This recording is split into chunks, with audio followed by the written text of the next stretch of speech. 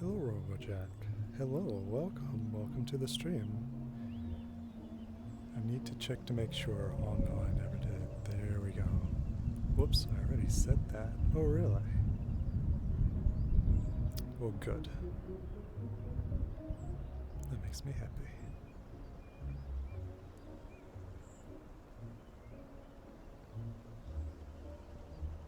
I wonder why the chat is not updating. Because I don't have it in the foreground. Yeah, there we go. And hello, Otter. Hello, Doc. Otter. I don't think I've ever called you just Otter before. Also, if the thunder is still loud, I can turn it down some. I did listen to like past streams just to check how, like, y'all have said that my voice is a lot quieter for some reason, and I agree. I was surprised that it was so quiet. It was very odd. You'll notice one small, tiny thing that the stream doesn't currently have right now, and that's closed captioning down here. The program that I was using, called closed captioning, or Captioneer, I believe, and that's on Google Chrome. That program was sunset just yesterday, so that was the last day I could have used it. So I will have to find another closed captioning alternative because I like that. I like having closed captions down there. But hello y'all, welcome. Was a bit smoother getting this stream up and running, but VR chat and VR streams in general, those take a bit more time in order to set up because I gotta get controllers, I gotta reroute all of the audio settings, and thank goodness that's where today it was smooth. It was still smooth. I did have to restart, and that's what I was about to say, like, oh well, there was this one snag. That's pretty standard though, having a restart like that at least once for VR these days. Don't know why though. It's very weird. Oh, is it still not in the maximum? Yeah, weird. What the H? Come on, put it in front. Oh my gosh. Captioneer. I barely know her. I mean, it's a nuisance. It is annoying and a nuisance, but it's a nuisance at most. Because look, it can work. I don't necessarily have to have closed captions. It just makes me sad that they are absent, as it were. Because I like them.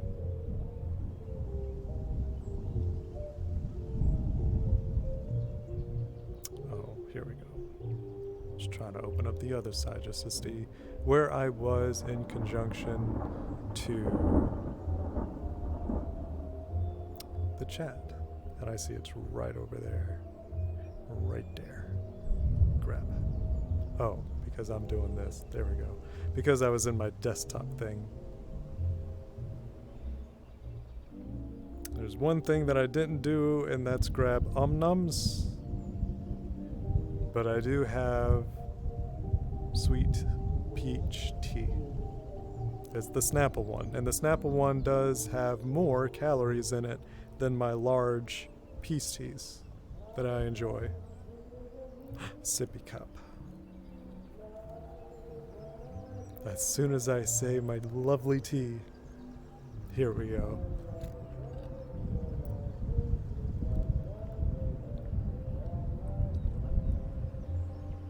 That's really good tea.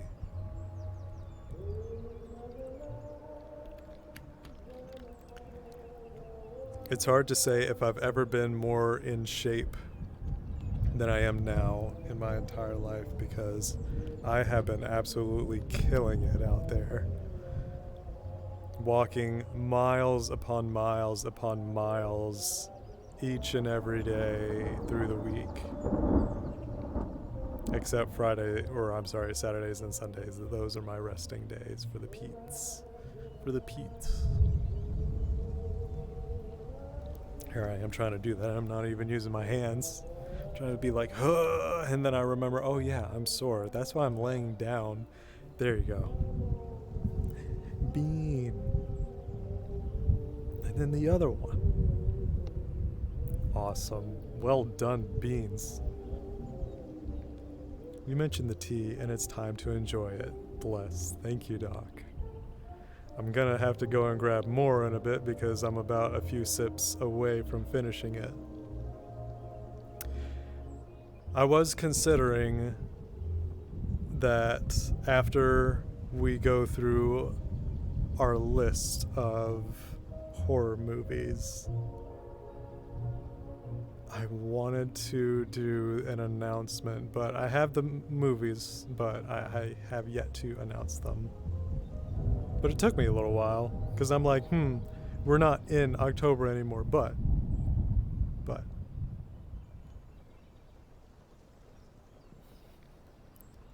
Y'all work on this Bet's heart rate a lot already, y'all know that. Still working on that avatar. VR chat has been having weird bugs on my avatar. Turns out you can't make an animation state transitions from an animated state to an empty state, but you can do the vice versa. Oh, weird. So I think it's fixed, hopefully. Well, VR chat is going to be coming up with that new SDK eventually.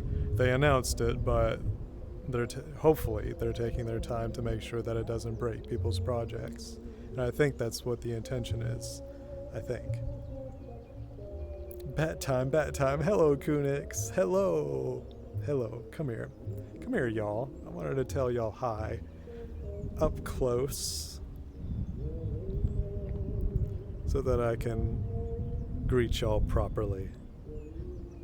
Just as Sherwood would do. As Sure would do. Haha. There's those dad puns. Kunix, I know you like dad puns too. Feel free to throw them at me anytime. I want to get jabbed by a pun every now and then and just groan. Dad pun. Especially, I mean, would you call the Team Fortress memes dad puns? Like, you're telling me shrimp fried this rice. Road work ahead? I sure hope it does. Post-shower Doc is feeling alive again. Hooray. Me too, Doc. Me too. It was cold today. Oh my gosh. I was out walking in 30-degree temperatures, and it only got to be around 50, maybe 55. But man, it was in the 30s and the 40s for what felt like 5 hours. I was just like, ugh. But I was out there walking. I was out there walking everywhere. When does a joke become a dad joke? I guess the joke's point is to make the audience groan, but other dads are gonna know that's a good dad joke. So let's say World of Warcraft, you've got some jokes like, what do you call paladins in the Goldshire Lake? And the answer to that is bubble bath. And then it's like, you know Kif from Futurama? Anything that Zach Brannigan says makes Kif groan. That's exactly what it is. That's what the dad joke is made to do. It's such a specific kind of humor. It's groan humor. It's not cringe humor. It's groan humor, and I'm a fan of that. I'm just like, oh man, you did not just say that. You did not just say that. I love it. I love that kind of stuff. And ready to settle in and chill when it becomes apparent. Oh, before I go, Jay from Surgov. Hello, Jay. Welcome. And also Seda. I saw Seda had followed while I was asleep last night. Hello. Welcome y'all to the stream. We're having a cozy time in VR chat. And one of my favorite spots, playing one of my favorite songs, and just here to chat with y'all. Missed y'all. Happy Halloween. I hope y'all had a really good one. I was able to go and see so many neighborhoods and decorations. This is the most neighborhoods and most decorations for any holiday that I have ever seen before, and that's blessed. I love Halloween, and I saw so many different ways of doing decorations. It was awesome. Old style, modern style, kind of going, movies or going cartoonish and stuff like that, or the really classic looks. And I'm just like, geez. And some people even did like improv, so they made their own. And I'm like, oh, that's awesome. Some dude made it looked like an Enderman out of Amazon boxes, just packed up and just spray painted. That thing was awesome. Huge, like, doorway and stuff, too. I'm just like, gee whiz. What do they use that space for? Throwing paper airplanes or something? I don't know. Nobody's living up there. Jeez, all that open space. It just fascinates me. Hang on, I'm going too fast. I need to go back and scroll. Let's see. There we go. I'm ready to settle in and chill. When it becomes apparent. When does a joke become a dad joke? When it becomes apparent. I just realized that you were telling me a dad joke with those. Just like, wait a minute.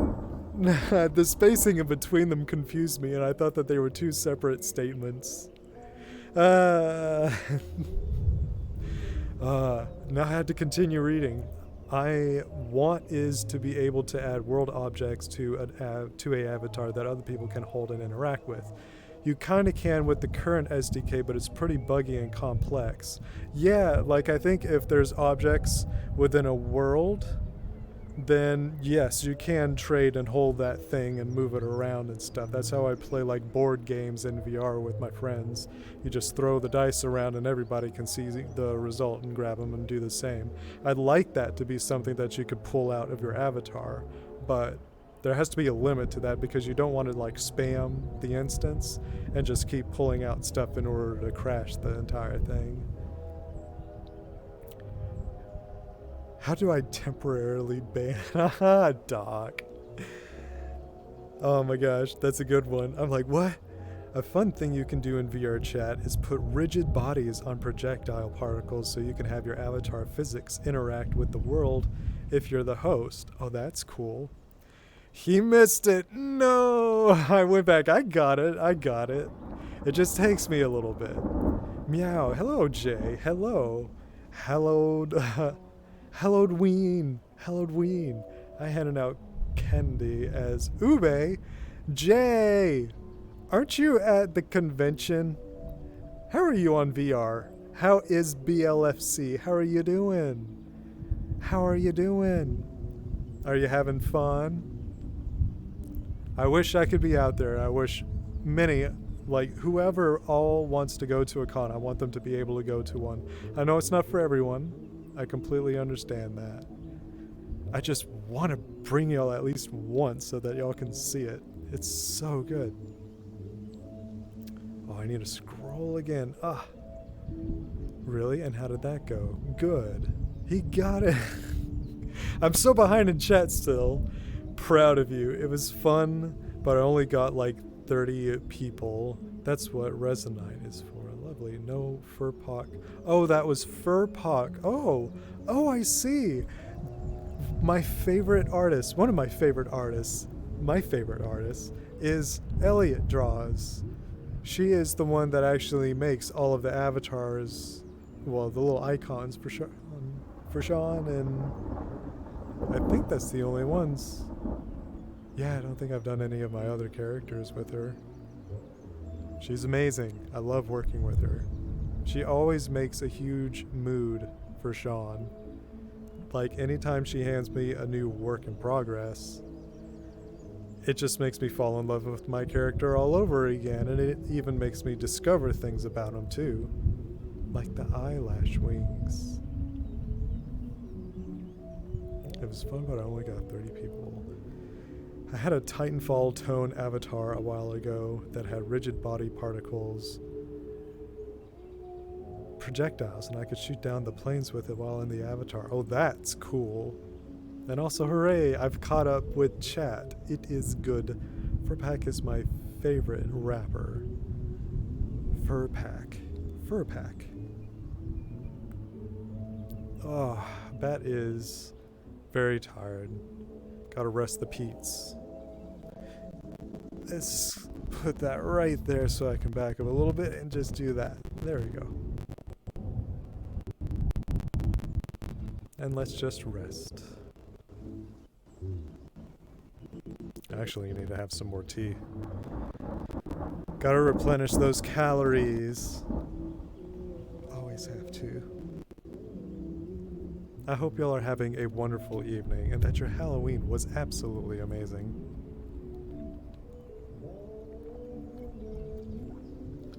You know, for as many Halloween neighborhoods that I was able to experience, I don't think I saw a single trick-or-treater. I saw one person in costume in a, what is it called? Not a Maps. It's not a 7-Eleven.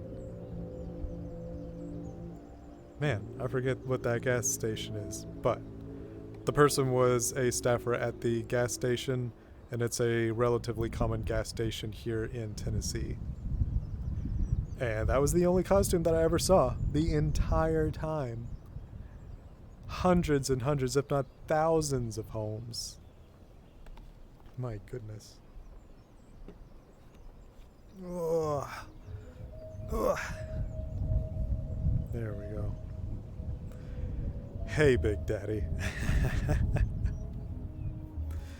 Happy every time you say that. It makes me want to play BioShock. And I want to play it because Kunix wants to see me play both 1 and 2. And I want to also play both 1 and 2. Those are getting close to the list.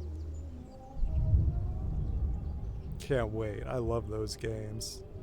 Both of them are fantastic. Fantastic shooters. And experimental, too. A spiritual successor to System Shock, I believe. If I remember correctly. Ugh. VR snip. Aww. Come here.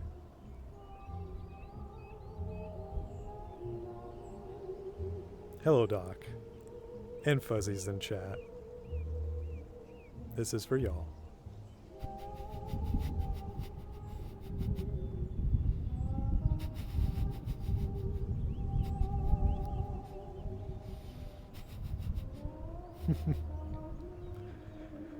I don't really do those very often. You'll have to let me know if those are satisfactory.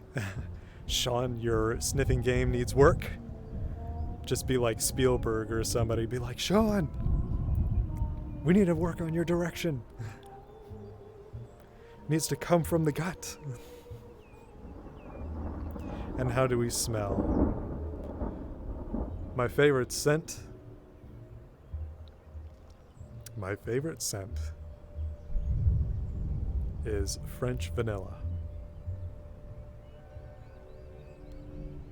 And a close favorite is Zest body wash, the gel kind.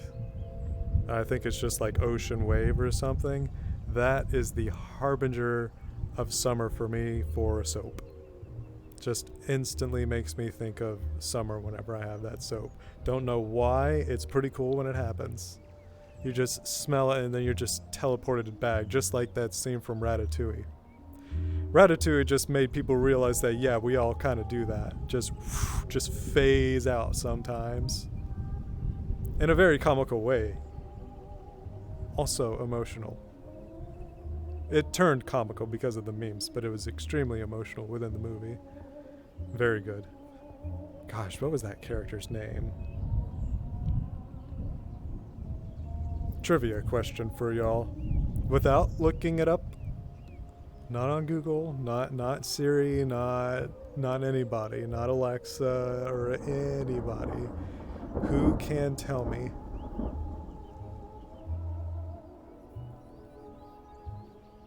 Who can tell me?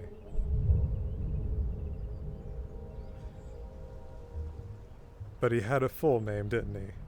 Didn't he have a full name? I know that's included. Very good. Congratulations, Glyph. Congratulations.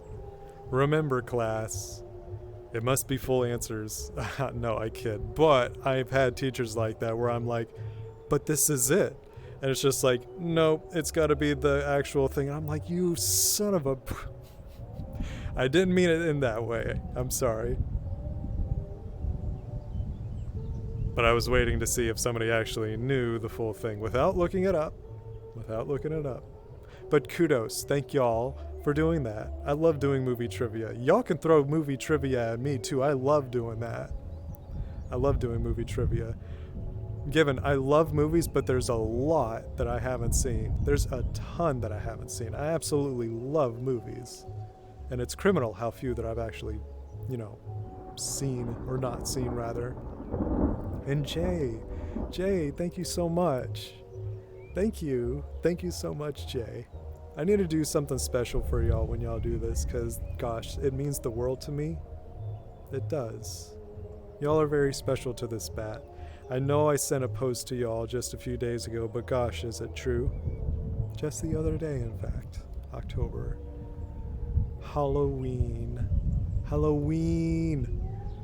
Ween. Silly bean. Oh, I have just had huge vibes for Sherwood lately. I have. I've just fallen in love with the character so hard. I was actually able to reach out to the creator of them on Twitter. I sent him a message this morning and I received a response this afternoon. Finally, I was able to find an avenue for communication without relying just on VR chat, just by random chance to find them online, and if they're in a joinable instance, and if it's not too many people that I feel like I'm interrupting them, because that's what's happened in the past, poor things. But yeah. Hopefully I can talk to them a bit more, and because I did open it up for conversation because I wanted to talk about their avatars. This guy specifically, but I have yet to get to that. And see if I can actually have this being as a VTuber avatar. That would make me feel so nice. And just having him, just being able to say, hey, I own this being right here. I own this. He's mine. Sherwood already is, but I would like to have this being as well. He represents Sherwood, though I do believe I would make some changes in the design. Y'all already know he's going to be a maned wolf. I think this is more like a fennec fox, and that's what the species is, because the tail is got spines and stuff in it. Very interesting design. Oh, we angered the teacher. He's displeased with our answers. Post. Eels.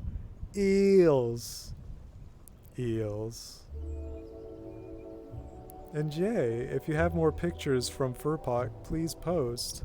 I love seeing those. So you went to the same convention that Elliot Draws went to. I love her art. She's amazing. She's fantastic. And I consider her one of the pillars of the furry LGBTQIA plus community and trans community. She's a blessed being. She deserves all the love. Good vibes. It never ceases to amaze me that these little kitty cats in here just spaz out sometimes. It's really weird. It's really interesting though. Would y'all like to see? Would y'all like to see these kitty cats kind of like spasm around and see what I'm talking about? Here, take a look. What are they doing? Y'all get to see. Here, y'all get the beans too. Look at this guy. Look at this guy. What are they doing? They're just getting up and then sitting back down. Getting up and sitting back down. Do we have any kitty cat representation tonight? Jay, Ube. Why kitty cat do this? What the kitty cat doing? What the kitty cat doing? Bean cam. Bean cam. 10,000 bits. 10,000 bits?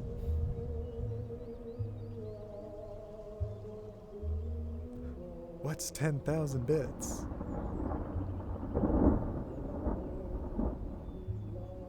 A beam cam, like to actually have one on here? That you want to look right down here all the time? And just have me in the foreground?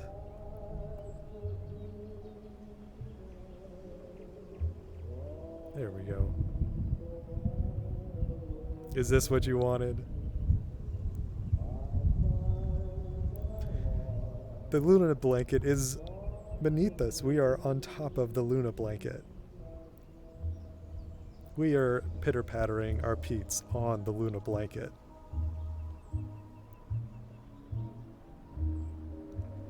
I like picking y'all up with both paws, so that it looks like I'm carrying y'all around. Sherwood would hoist the bean.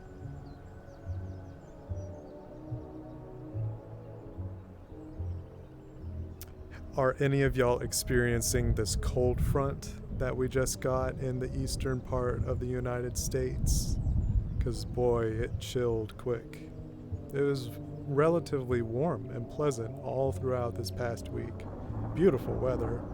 Cool in the morning, not too hot in the evening. Perfect. And then this morning, whoa, we got a freeze warning. My goodness. So brisk out there. Ugh. It's hard doing that. I gotta figure out some solutions. Mostly it's gonna be clothes, of course. I'm gonna take some more sippy. More calories. Ugh. What the cat doing?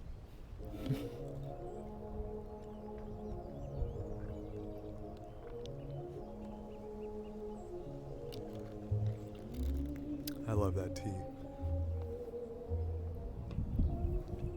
But I do not have any snacks. I so sad. I so sad. I so sad. I so sad. I don't have drinks. I don't have drinks. Or snacks. Nor drinks, no snacks.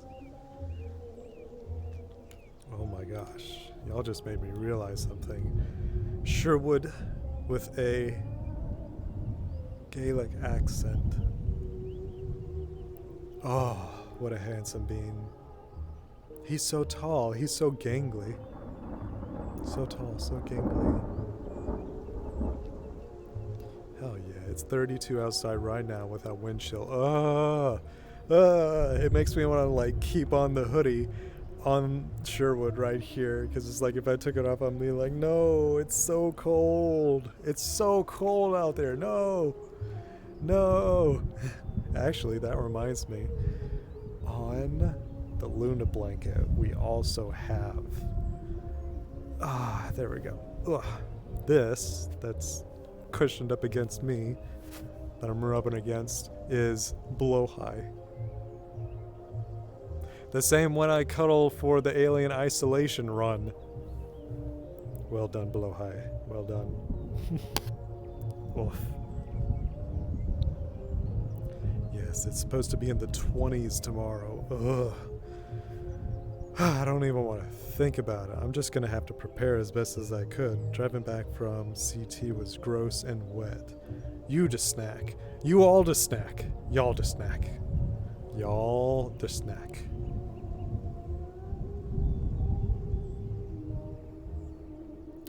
I need to make another notation that if Fermi is able to assist me with this, when I open up the Steam desktop in the index, the mouse cursor from either controller does not perfectly align with the mouse on screen.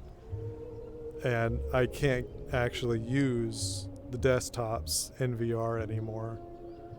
And I don't know how to fix that. I'm a little confused about that.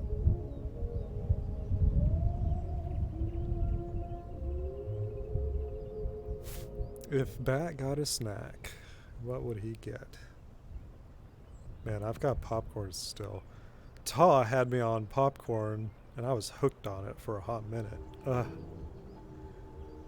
I could go for some popcorn though. I want some Funyuns. Typical, right? Me, typical. Ah. Also, how's the audio, y'all? Is the thunder too loud? Is the music too loud? Is my microphone too quiet? Or is everything pretty good? This one's thumb is higher than this one's thumb.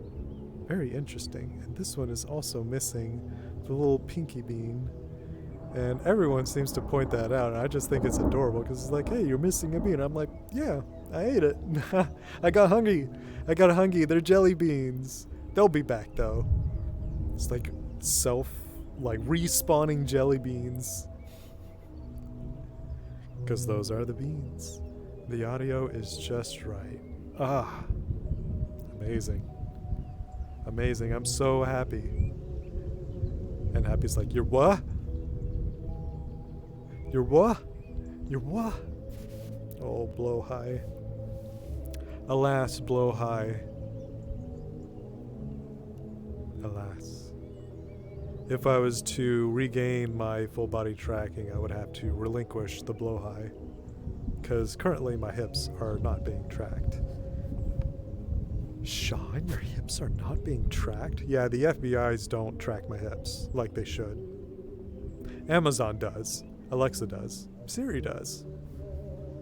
Jeff Bezos and whoever else, Steve Jobs, Bill Gates, they're tracking my hips.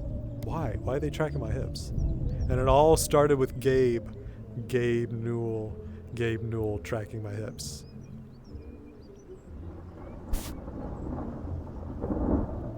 And whoever's the CEO of Vive. Oh my gosh. The Loona blankie is so comfy. And she's hot. I admit it, she's hot. I love her. I love her. Wonderful character. I also rank Ruaidri's Synodine, if I'm pronouncing that correctly. Huge crush. Enormous crush for the longest time. Many, many, many years.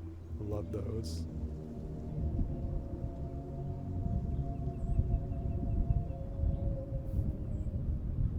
I am getting close to Snacky.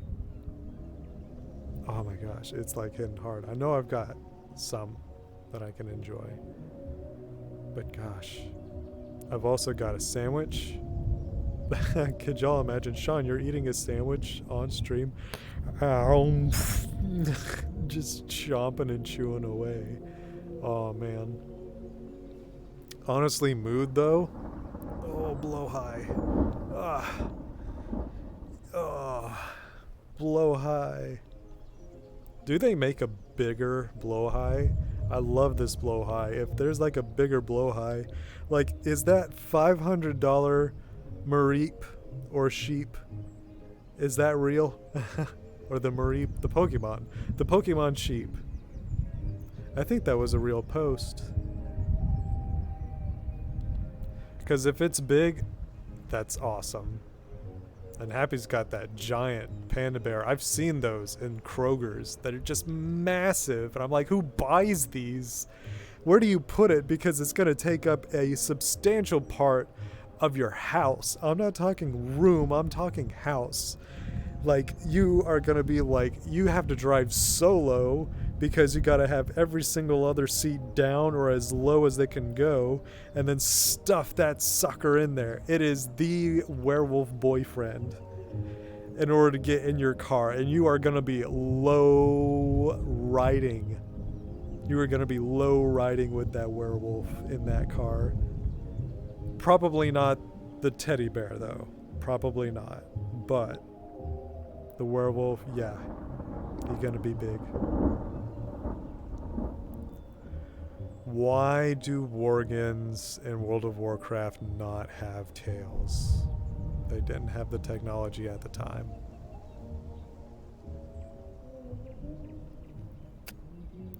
Volpera do have tails, and we've had other characters that have tails too. But I would like to see Worgen actually have tails. Will they ever put them in? That's the question.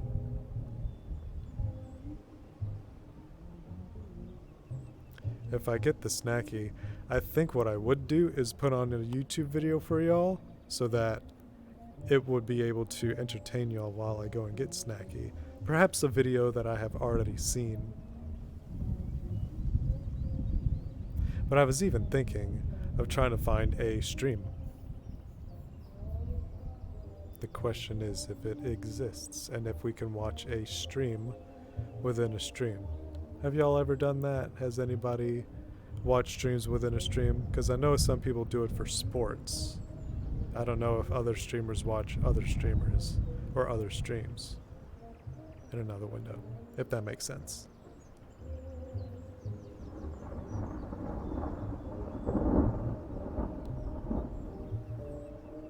Oh yeah, here I am thinking that my mouse is actually going to work, right? If I want to change anything, I have to go to my desktop.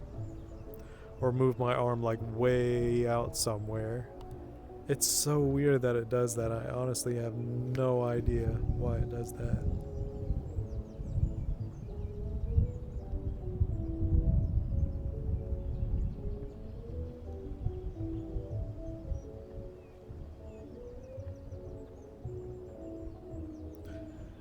Another thing that I thought of today was sure would do is play the piano.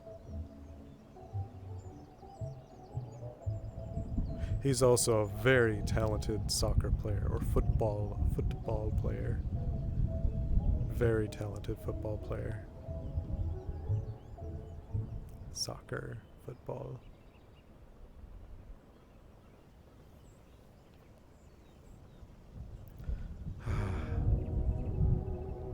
I think what I'm gonna do, once I bring up a video for us,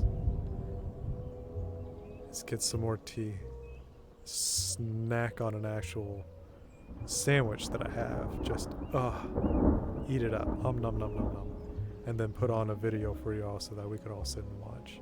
But I have to move to my computer in order to do the proper video one. And it's just gonna look a little weird because my... Y'all are gonna see my back or my butt because I'm gonna be working us over in order to get there. But we will see. Want to come up here where I love watching this particular spot.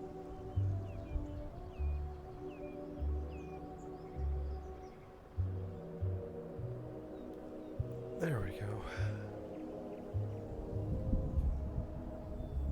Alright. Just wanted to get in the... oh no, I have to make him stationary. Hang on. Oh no. Oh, it's so close. There we go. Anchor. World. Hooray. Hooray. So now I can actually move it around and reset it and stuff. Fantastic. Alright, so now it should be stationary. Hooray! Yes! And I can sit with y'all a little bit. I had this down to a science last time. How did I do this? I was like trying to line myself up like this. Gosh, I was trying to... Not like I have to be in there. I just like chatting with y'all and looking over and giving y'all head pats and stuff. Oh, I think we about got it.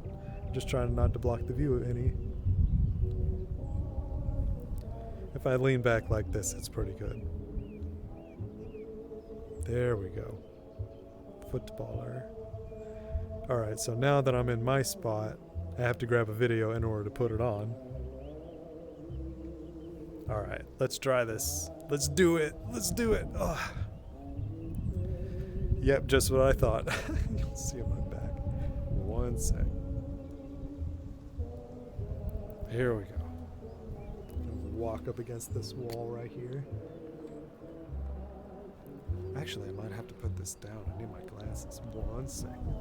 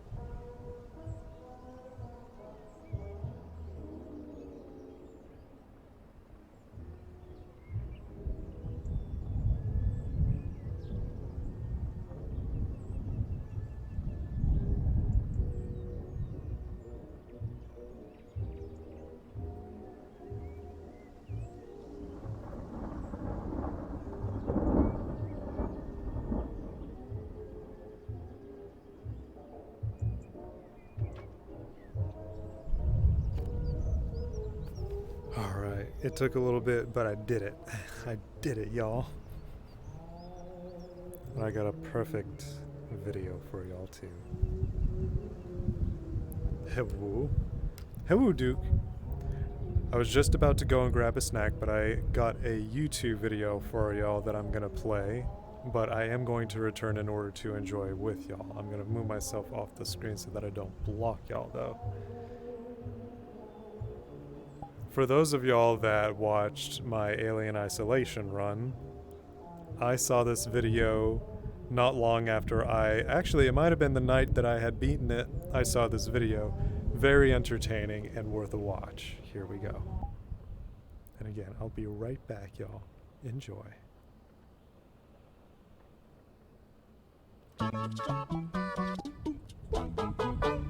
Alien Isolation has cemented itself as one of the most notable and terrifying video games of the last decade.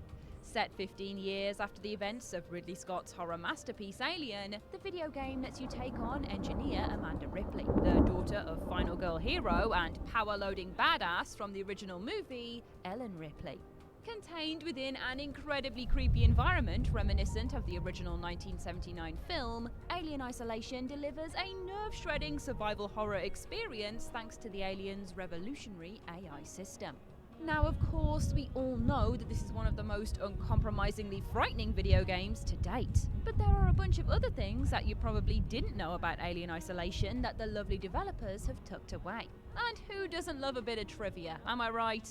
So let's take a look at the fun factoids lurking on the dark side of Sevastopol Station, where chestbursters, alien queens, and xenomorph leg workouts are aplenty.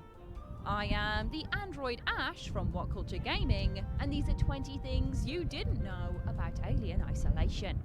20. Amanda is modelled on Sigourney Weaver's mother, who was an older Amanda in Aliens. Being Ellen's daughter, it only makes sense that the character model of Amanda would bear a resemblance to the actor who portrayed her mother for 4 films.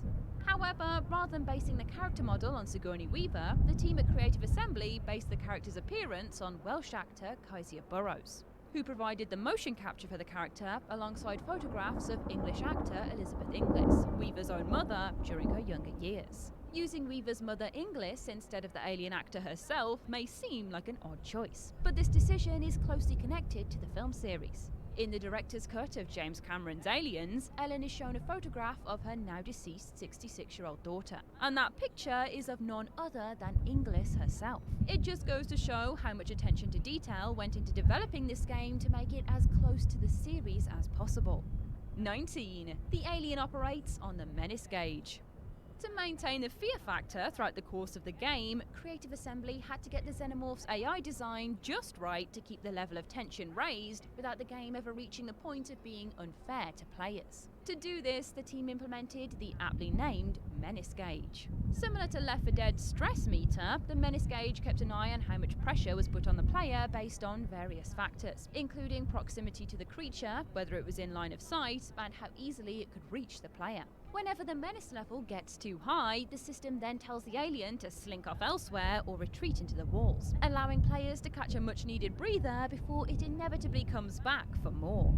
18. The Xenomorph learns as you play. In addition to the menace gauge, the creature's behaviour is also dictated by its own clever little AI system. The alien's own AI, which works in tandem with the directorial system, operates through a behavioural tree, which is a flowchart of sorts that controls and prioritises the alien's actions in over 100 points, or nodes. At the start of a new game, the alien only has access to 30 of these nodes, but as the player progresses, new behaviours are unlocked whenever certain triggers are activated or conditions are met. Consequently, this gives the impression that the creature is learning from the player's actions, in turn becoming a more challenging obstacle in the process. For example, if players hide in certain places, like a locker, the Xenomorph will start to look in those places first. Thankfully though, Andy Bray, the lead AI programmer on the game, has stated that in order to keep the gameplay as fair as possible, these learning moments don't come from anything that leads to the player's death. 17. The alien never cheats.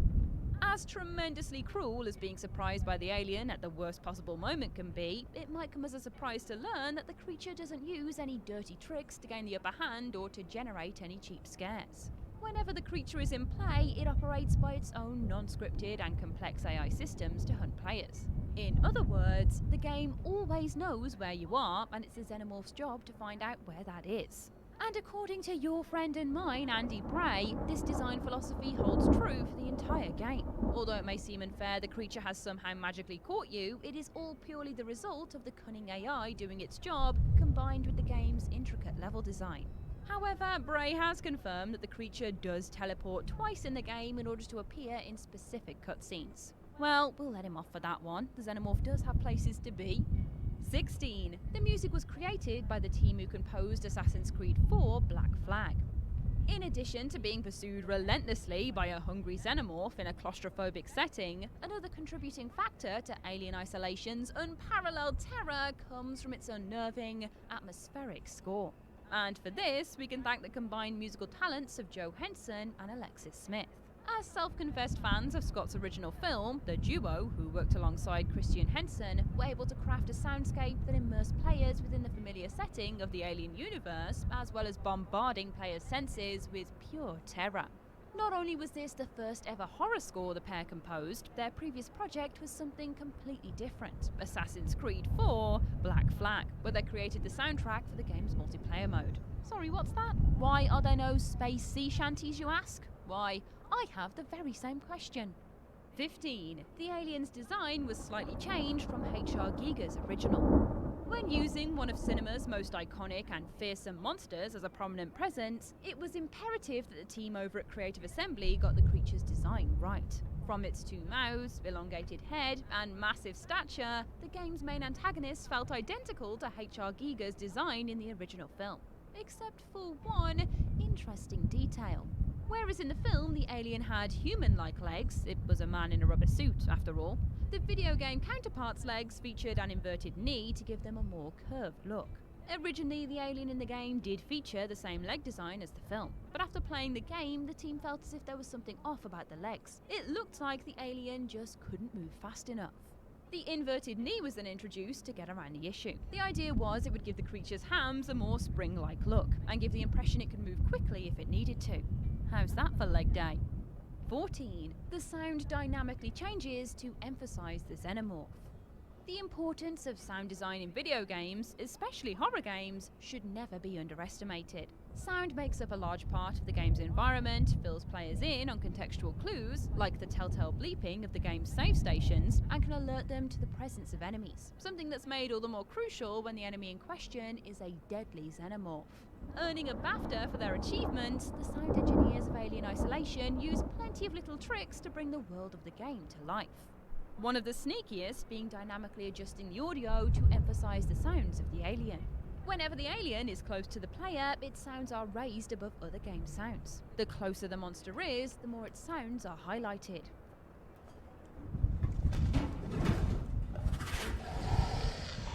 From a gameplay perspective, this makes it easier for players to detect their hunter and plan their escape. But conversely, it heightens the stress and tension levels tenfold knowing the creature Oh no. is nearby. Were y'all on my 30. screen? 20th Century Oh Fox no. gave Creative Assembly 3 terabytes of data to work with. Hey One y'all. of the biggest achievements of Alien Isolation You're is still in your undoubtedly head? how Oh no. faithful its design is I'd have the to aesthetic start and over the atmosphere entire of the video. retro-futuristic That's world okay. of the 1979. Oh my gosh, I'm so sorry, y'all. I didn't realize that it was on that one. There we go. I'm sorry. I'm sorry. I'm sorry. No. I was gone that far and y'all stuck with it all that long. Y'all, oh my gosh, I'm so sorry. Oh. Well, we need to restart so that y'all can actually see what's being talked about, because it's neat. All of their stuff is neat. You can't see the stream. He no talk, is he mute? Yeah, I was just AFK. Hello everyone. Sorry about that. The ultimate of bungles. I should have left up a screen so that I could actually see, like, where it is, like, but my glasses, they weren't on, and I took my glasses on as I was walking away and then put them on. I should have checked to make sure that y'all were actually being able to watch the YouTube video. I'm so sorry. My bad, y'all. Hang on, let me see if I can reset this. Camera. Yoink. Reset.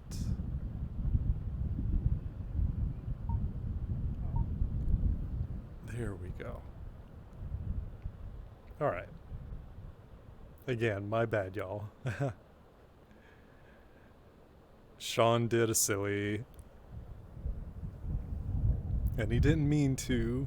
Oh, he just got hungry, and the hungry got the better of the bat. The hungry got the better of the bat. Well, at least the thunderstorm and having the TV on in the background was also a vibe. I do love that thunder, though.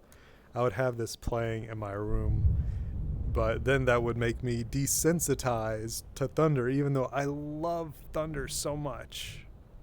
I love it. I love thunder so much. But it's special when it happens, because I don't get it often. Kind of like eggnog, right? Eggnog is one of my favorite drinks, and it's a holiday drink. But now, because of Nixu, pumpkin spice latte is now a huge favorite of mine, and I'm gonna go and get some more, because now in the cold weather, I need it. I need it. I need I need pumpkin spice latte. But hey, we need to restart this. Oh, let's see. I gotta pick myself up. There we go. And then I don't want to be blocking y'all. I do like being able to show the timeline right there so that y'all can see it too. Oh wait, it's still like moving with me. I need to anchor it. There we go. Alright, and anchor. World. Cool. And that means that I can move. And then it'll stay right there. There. And I'm not really blocking anything right now, but what I am going to do is make myself not as blocky of the screeny. But I will back up a little bit. Alright.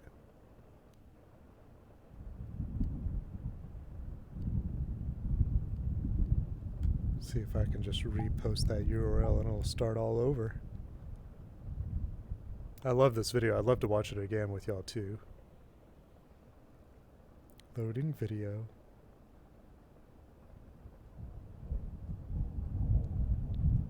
While it's loading. Oh. Alien Isolation I had has so cemented itself much. as one of the most I ate a whole notable half and of my terrifying sandwich. video games of the last decade. Set 15 years after the events of Ridley Scott's horror masterpiece Alien, the video game lets you take on engineer Amanda Ripley, the daughter of Final Girl God, this hero was such a and good power-loading game. badass from the And original movies, movie, oh my gosh. Ellen Ripley. Contained Alien within an and incredibly Aliens, creepy my God, environment what's- reminiscent of the just original iconic. 1979 film, Alien Isolation delivers a nerve-shredding survival horror experience thanks It was to awesome. the Alien's revolutionary AI system. Now, of course, we all know that this is one of the most uncompromisingly frightening video games to date. But there are a bunch of other things that you probably didn't know about Alien Isolation that the lovely developers have tucked away. And who doesn't love a bit of trivia, am I right? So let's take a look at the fun factoids lurking on the dark side of Sevastopol Station, where chestbursters, alien queens, and xenomorph leg workouts are aplenty. I am the android Ash from What Culture Gaming, and these are 20 things you didn't know about Alien I Isolation. believe y'all were 20. just about Amanda is modelled on Sigourney Weaver's mother, who was an older Amanda in Aliens. Being 8 Ellen's minutes. daughter, it only makes sense that the character model of Amanda would bear a resemblance to the actor who portrayed her mother for 4 films. However, rather than basing the character model on Sigourney Weaver, the team at Creative Assembly based the character's appearance on Welsh actor Kezia Burrows, who provided the motion capture for the character alongside photographs of English actor Elizabeth Inglis, Weaver's own mother, during her younger years. Using Weaver's mother Inglis instead of the alien actor herself may seem like an odd choice, but this decision is closely connected to the film series. In the director's cut of James Cameron's Aliens, Ellen is shown a photograph of her now deceased 66-year-old daughter, and that picture is of none other than Inglis herself. It just goes to show how Also much gives attention me to detail Inception went into developing or this game Interstellar to make it as close to the vibes. series as possible. 19. The alien operates on the menace gauge. To maintain the fear factor throughout the course of the game, Creative Assembly had to get the Xenomorph's AI design just right to keep the level of tension raised without the game Again, ever this is reaching the a first point of time being Creative unfair to Assembly players. To do did a this, game the like team this, because implemented normally the they aptly did, named I Menace believe Gauge. Karuno said Age Similar of to Left 4 Dead's Empires and stress stuff. meter, the Menace Gauge kept an eye on how much pressure was put on the And they player based absolutely on various nailed it. factors, including I proximity want to the creature, that sound whether it was in effect, line like of a sight, beep, and how as a easily it could redeem reach on the this player. channel, because that Whenever the just menace gets my level heart gets going. too high, the system then tells the alien to slink And up then maybe elsewhere or a retreat save into the station, walls, just be like, allowing oh, players to thank catch a goodness. much-needed breather Thank goodness, before it time to inevitably save. comes back for more. 18. The Xenomorph learns as you play. Yeah, that's In cool. addition to the menace gauge, the creature's behaviour is also dictated by its own clever little AI system. The alien's own AI, which works in tandem with the directorial system, operates through a behavioural tree, which is a flowchart of sorts that controls and prioritises the alien's actions in over 100 points, or nodes. At the start of a new game, the alien only has access to 30 of these nodes. Never but really as the player used progresses, flares. new behaviours are unlocked whenever certain triggers are activated or conditions are met.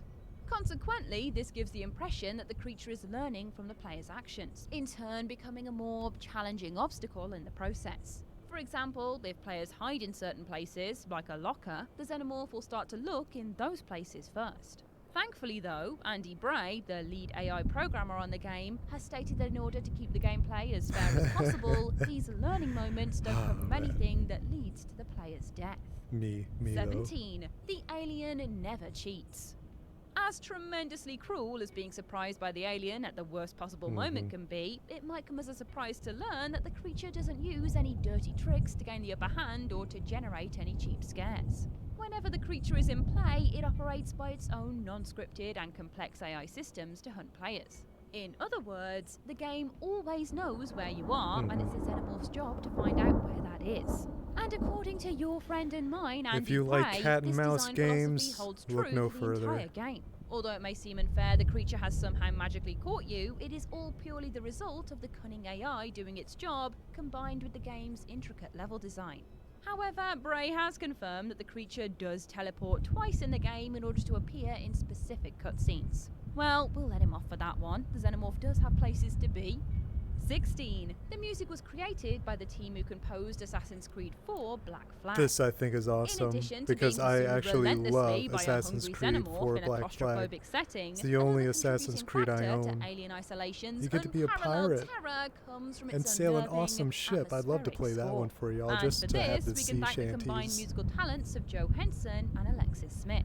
As self-confessed fans of Scott's original film, the duo, who worked alongside Christian Henson, were able to craft a soundscape that immersed players within the familiar setting of the Alien universe, as well as bombarding players' senses with pure terror. Not only Yeah, was I this love the the first music ever in the horror game. score the pair composed, their previous project was something completely different, Assassin's Creed 4 Black Flag, where they created the soundtrack for the game's multiplayer mode. Sorry, what's that? Why Yeah. are there no space sea shanties, you ask? Why, I have the very same question. I was wondering what 15. the alien's multiplayer design mode was slightly specific changed from music H.R. was. Giger's original. When using one of cinema's most Yeah, I iconic know and this fearsome design monsters change. as a prominent presence, it was imperative that the team over at Creative Assembly got the creature's design right. From its two mouths, elongated head, and massive stature, the game's main antagonist felt identical Remember, to this H.R. stuff, Giger's like, design in freaked the people original out film, back in the day. except for one interesting detail. Whereas in the So film, scary. the alien had human-like legs, it was a man in a rubber suit after all, the video game counterpart's legs featured an inverted knee to give them a more curved look. Originally, Honestly, the I alien think in the game that did look feature the is same leg hot. design as the film, but after playing the game, the team Perfect felt as if there was design. something off about I the like that legs. design. It looked like the alien just couldn't move fast enough.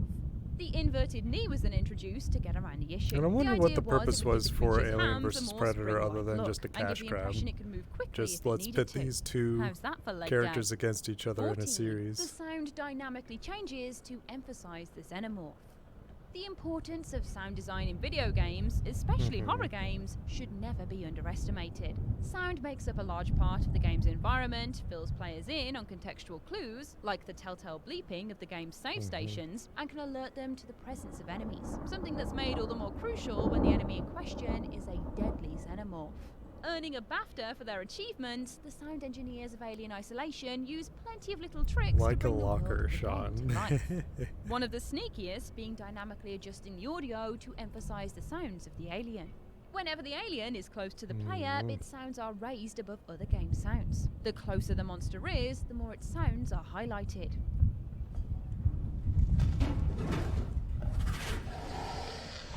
From a gameplay perspective, Yeah, anytime this that I makes heard it that easier for sound players to effect, detect their it sounded hunter like he and was plan their slipping and escape. But falling out of the bench. conversely, it heightens the stress and tension It's levels like, tenfold when the creature is drunk nearby. xenomorph. 13. 20th Century Fox gave Creative Assembly 3 terabytes of data to work with. That's a lot of One of the biggest terabytes. I don't know achievements what of that Alien means though, Isolation other is than okay, undoubtedly that's a how lot of faithful its design is to the aesthetic high, and atmosphere hopefully high of the definition retro-futuristic resources. world of But the yeah, look at 1979 this. film. From the haunting sound design, the chunky computers, and those adorable drinking bird desk toys scattered throughout Sevastopol, playing this game feels like stepping straight into the universe that Scott created. This much attention to detail could not have been easy. But thankfully for the team at Creative Assembly, 20th Century Fox, who owned the rights to the film, were generous to give them a whopping 3 terabytes of archived data from the film's production to help them in their endeavors. That's Containing awesome. everything from details on prop design, original recordings of sound effects, and behind-the-scenes photos and videos, plenty of which had never been revealed to the public, this Even was a more bona awesome. fide treasure trove of information. 12. All items had to look like they were from 1979. Also awesome. As mentioned, part of what made Alien Isolation so remarkable was just how faithfully the design team were able to recreate the distinctive look of the original film. Most of which revolves around the clunky analog technology that players spend a lot of their time interacting with during their time aboard the Sevastopol. Thanks to all the reference information that was available to the team, recreating the props and areas that were featured in the film was simple enough. But the real challenge came whenever they had to introduce new items into the world they were Like if building. you want a game In to order stay teleport you consistent with into the a alien universe, aesthetic, the team limited themselves to great, basing these great props on game. technology that was available in 1979. Immersive. The hacking tool, for example, which is one of the main gameplay mechanics, was based on Cold War era technology. Similarly, the motion tracker was designed to look and feel unreliable. 11. Kezia Burrows was originally supposed to voice Amanda Ripley.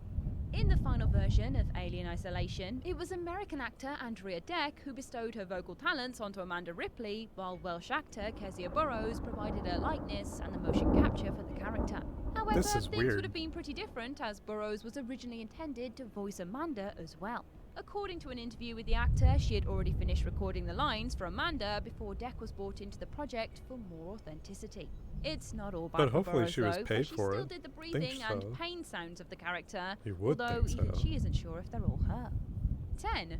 Why the Working Joes jog. This is Like cool. the alien, Working Joes will relentlessly hunt you down if they spot you, meaning you'll be spending most of your encounters with them hiding. While hiding from one, though, you might catch a glimpse of it stopping its search momentarily to jog on the spot before continuing.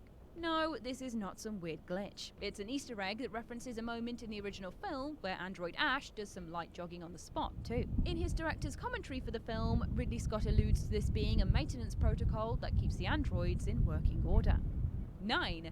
Alien's William Hope voices Marshall Waits. Also cool. In addition to the original cast of Alien returning for the Crew Expendable DLC, Alien Isolation also has an unexpected connection to James Cameron's action-packed sequel, Aliens.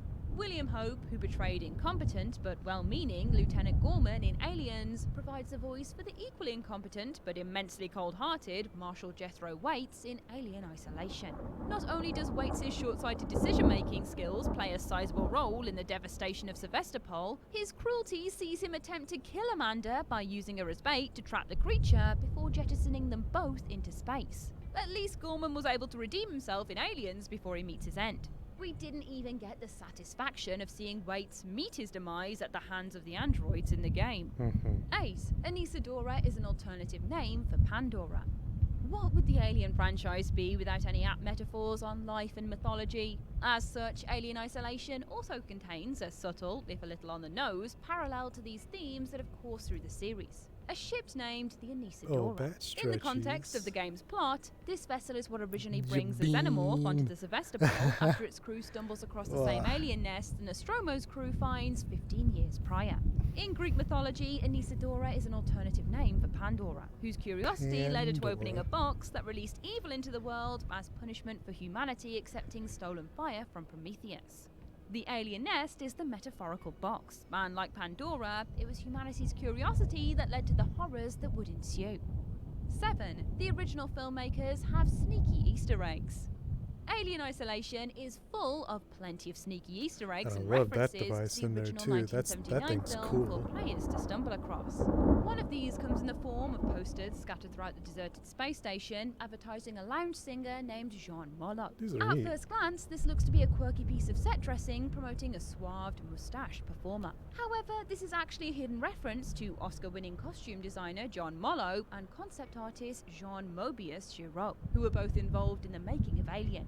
As fans of Scott's film, it's only fitting that the team at Creative Assembly paid tribute to those whose work was the inspiration in creating the game. This isn't the only Easter egg of this kind either. An advert for Corland Gold cigarettes gets its name from game producer Paul Corland. 6. There was originally an alien queen. Late on in the game, players will encounter an alien nest bursting with eggs and crawling literally with face huggers. In Aliens, it's revealed that only Xenomorph queens have the ability to lay eggs. However, those who have managed to survive the horrors of isolation will confirm that really there's just no queen to be seen dueled in the that game. bitch and just like, not always the case though. According to an interview what a with great the action game designer flick. Gary Napper, there were originally plans to imply that a queen was definitely present. However, the team felt like this would seem like the game was building up to a boss fight with the queen, which they believed wasn't in line with the tone that they wanted. That being said, the official art book for the game states that the queen is present, even if she is never on screen. 5. A chestburster was cut from the final game. Out of all the deaths witnessed in Alien Isolation, the most hard-hitting is that of Ricardo, one of Amanda's only true allies encountered on the Sevastopol. Unfortunately for Ricardo, he isn't able to make it out alive. When arriving at the area you're supposed to meet him at in the game, he is discovered with a facehugger attached to him. As grim as his fate is, he should count himself lucky though, as his death was intended to be far more graphic. As detailed by game writers Will getting Porter a chest burster is graphic was enough. originally intended to be attacked by a facehugger earlier on in the game.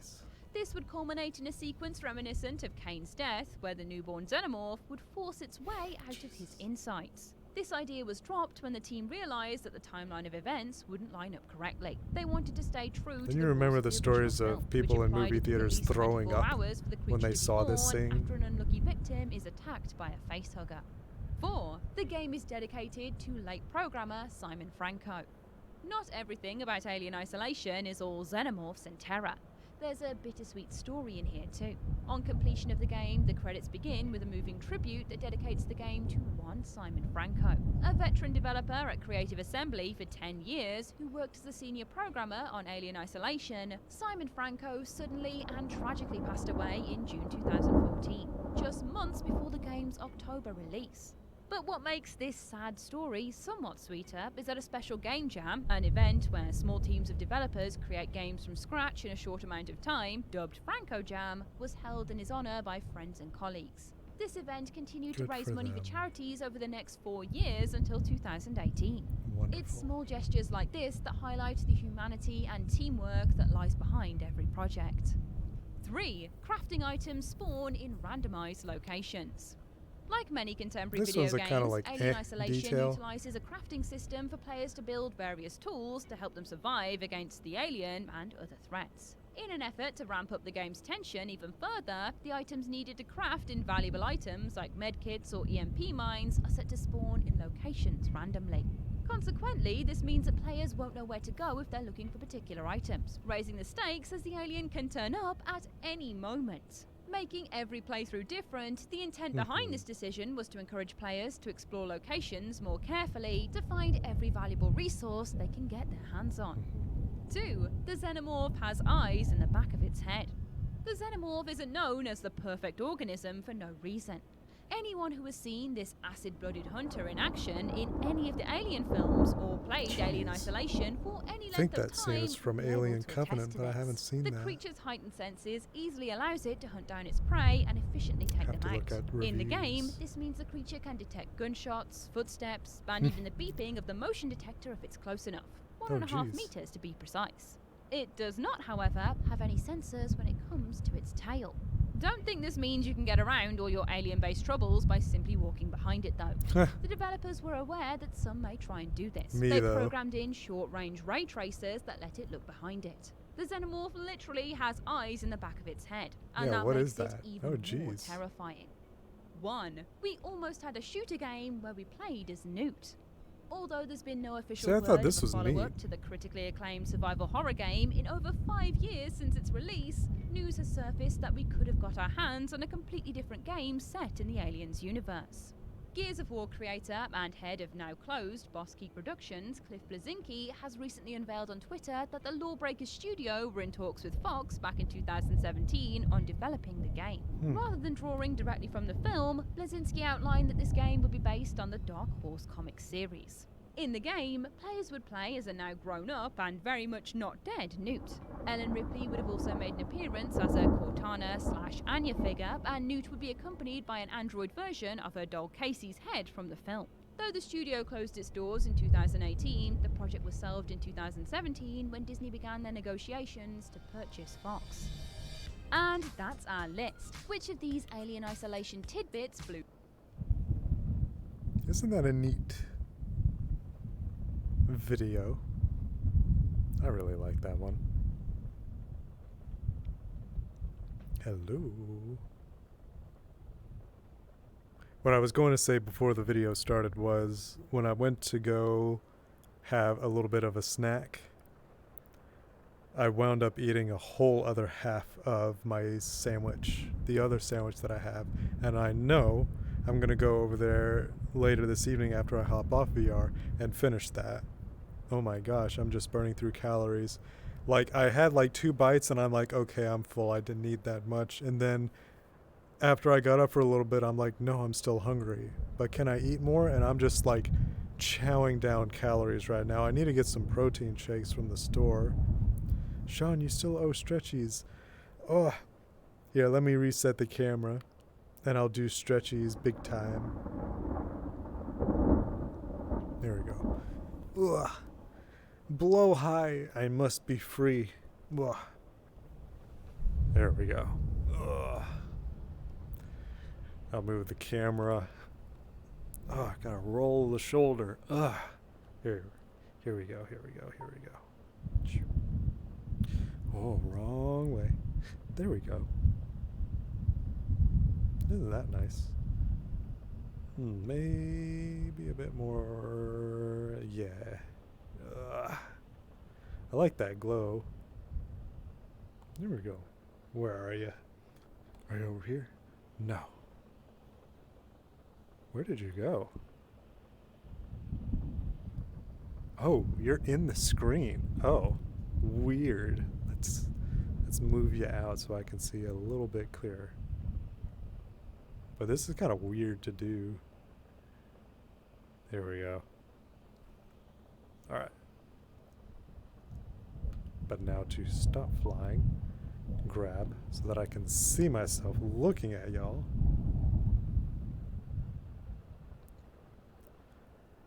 I don't know why it's a little bit darker on the bottom. Oh, that's because of a button. It's because of a button. The thing that drops down and then shows you all the different settings for the VR chat camera. Which I hope they continue to develop. Actually, let me do there we go. There we go. Trying to do like the most common ones that you see out there.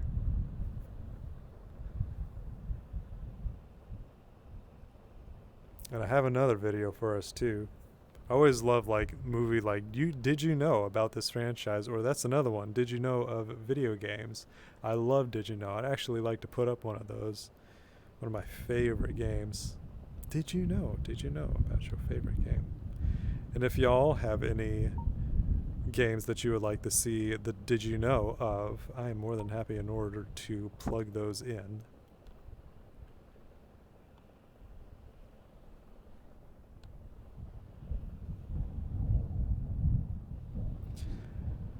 Y'all have got me thinking about that other sandwich. And I might even have some dessert afterwards. I had a cookie earlier, and that was just in order to intake some more calories. That was a really good cookie. But they kind of did a bungle, so I ordered one cookie, and the first cookie that I had gotten yesterday was really flat. It was like a pancake. It was a good cookie, but it was a pancake cookie. Thing barely had any, cookie in it. And today I ordered, a cookie again. And then I received two. I received two cookies. I received two cookies. Why? It's awesome. Boy.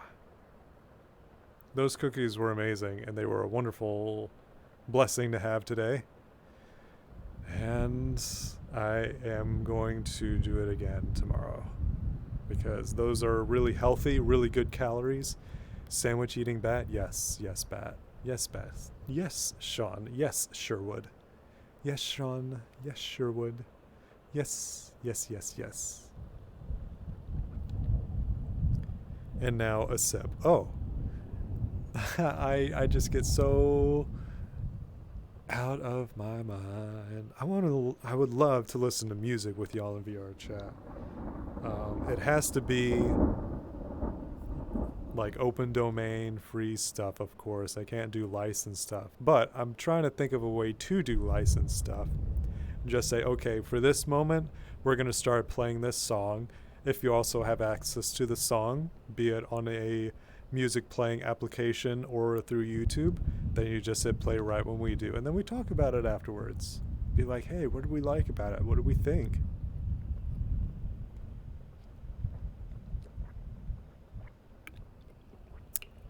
That's good. And it would be the same for movies, for books, for games. I love those mediums. I do. I adore them so very much. And I am serious. That sandwich is calling my name. That last piece of the puzzle, I want it in my tummy. I have been burning through calories so much. Oh, nothing comes to mind, but that's because I'm tired. Worked 15 hours today. It's a long time to work. Long time. Last week was a long week for me, and today was a long day, and that was because of the cold. Oh my goodness. Gonna be out there again tomorrow. It's quite a few hours. Ooh, cookies. Yeah, did you bring some to share with us? Aw. I need to go out and get some more cookies, but, however, I do have, and I even asked my associate today, like, did you get any Halloween candy? And I'm like, I did. I got Halloween candy. I didn't want to brag about it into the chat for work, but I was tempted to do it yesterday because I'm like, hey, y'all getting candy while you're out there? And I don't know, but I got some. For like the house that gave it to me first, because there were two homes, was a lady, and she gave me, I think, 4 pieces. So there were like 2 Twix, a Hershey bar, and a Snickers. And I had the little mini Snickers. And then there was a guy's home just not too far away. I'd say it's about 7 to 10 homes just down the way. And then he gave me a handful. I'm just like, oh my God, I wish I had like a little backpack to stick all of it in. Because I mean, whenever I walked around, I now kind of like shuffled a little bit because of all the candy that I was carrying. A little like kangaroo. Need a little knapsack. Need a little, fanny pack. Need a little fanny pack. Yes, am now brain is blurred. Gosh, I'm tempted. I have a snack right here, but I'm tempted to go and get some of that ice cream. Or not ice cream, candy. Candy. Candy. Did y'all get candy? Did y'all get trick-or-treaters? Did y'all have a good Halloween? Halloween lives on in this house. Halloween is a all-time vibe. I would have orange jack-o'-lantern tapestries hung from the ceiling all year round if I could. And I probably could set it up in this room, but I love this particular room in VR because of the arched ceilings. I'd love to learn more about archaeology, or not archaeology, architecture again. I'm actually extremely fascinated by it. Love it. Love the architecture of American homes, as well as world architecture. Just the differences of buildings and artistic choices between cultures. It fascinates me. And you can go even more in depth too. What are their mannerisms like? What are their foods? How do they eat meals with their family? How does the family unit work? How does their government work? How do their schools work? How does their society in general work? I love thinking about stuff like this. It's so random to me. Just like I was thinking a little while ago that if, and it is going to be a when, so let me change that. It's not an if, it's a when humans are in space and we're going so far out that we start exploring and it gets to the point where, okay, we're living on a ship and we had a child, we had a baby together, and that baby is born on the ship without having known a planet, what a planet is, what it looks like, what it feels like, what it smells like, just experiencing it.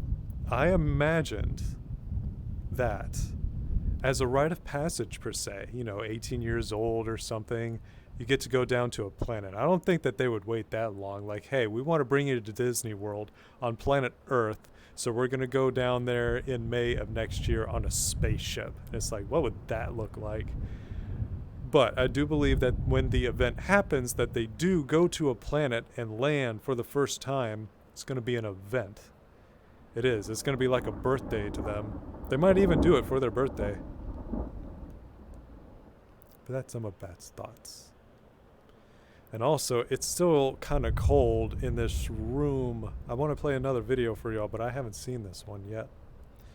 And I do want to also get omnoms. Oh, I forget that I have to do this on my computer. And I got to bring y'all with me.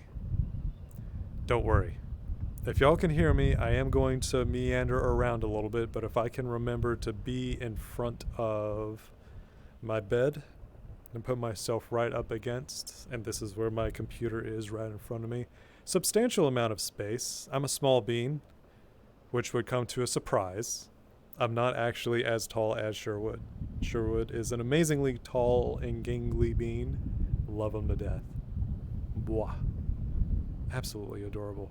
But I am going to grab some candy, and then we're going to watch some more videos. Here, I will bring y'all down here in order to watch the rain for a little bit. And I'm going to put all this down there.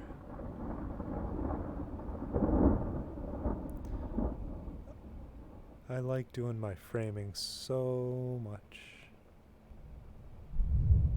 There we go. And then hopefully Cat. Oh, Cat's going to be a little fritzy. Oh no, it's going to be stuck there. All that work. All that. Alright, now anchor into the world. Hooray! Alright, be right back, y'all. I don't want to cover the thing this time and not have it be... Oh wait, let's check to make sure. Yes, it is on stream. Alright, fuzzies, I'll be right back. Enjoy the rain and the thunder.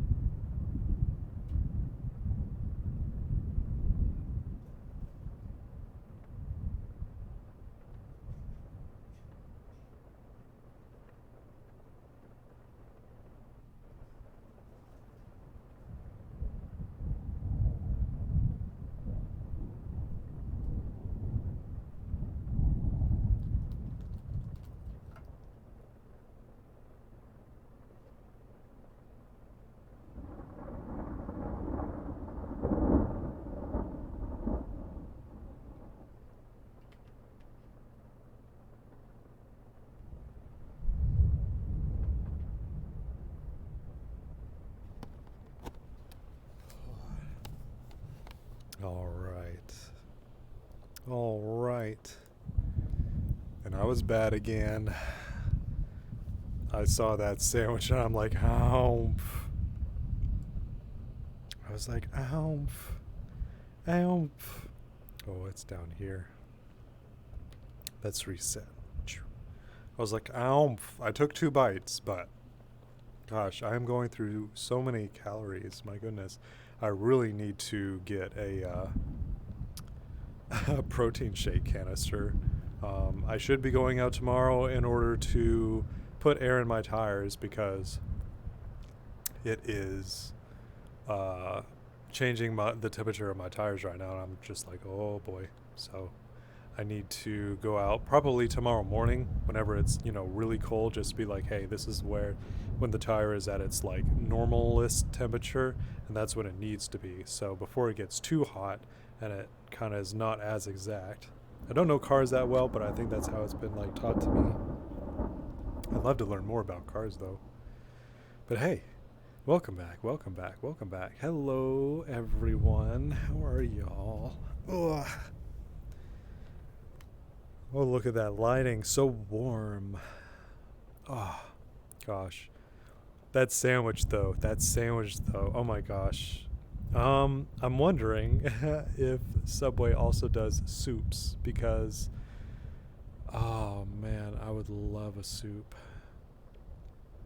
I think I know they do pizzas, and am I just going to be like cashing in on the amount of food that I can buy and be healthy and stuff?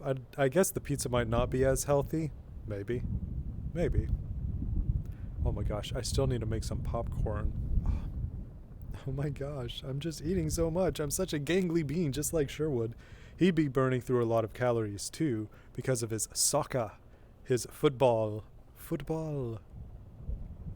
But I do have the video for us, so let us hope that it actually works,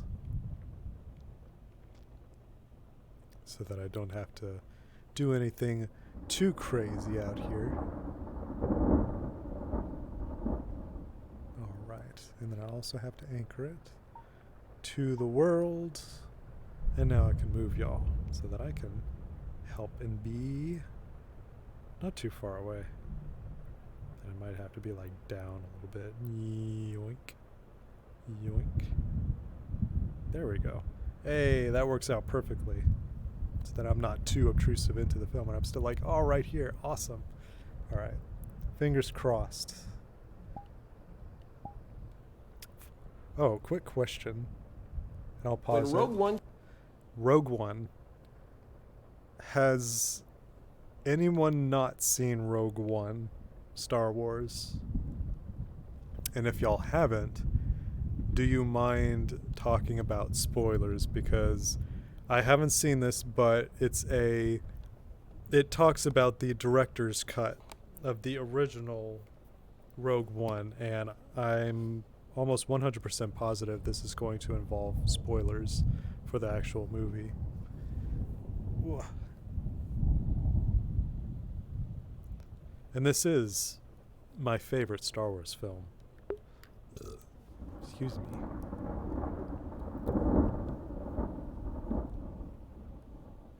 And I don't know if I was able to mute myself that or not. If I have a cough or any other function. But yeah, I love Rogue One so much.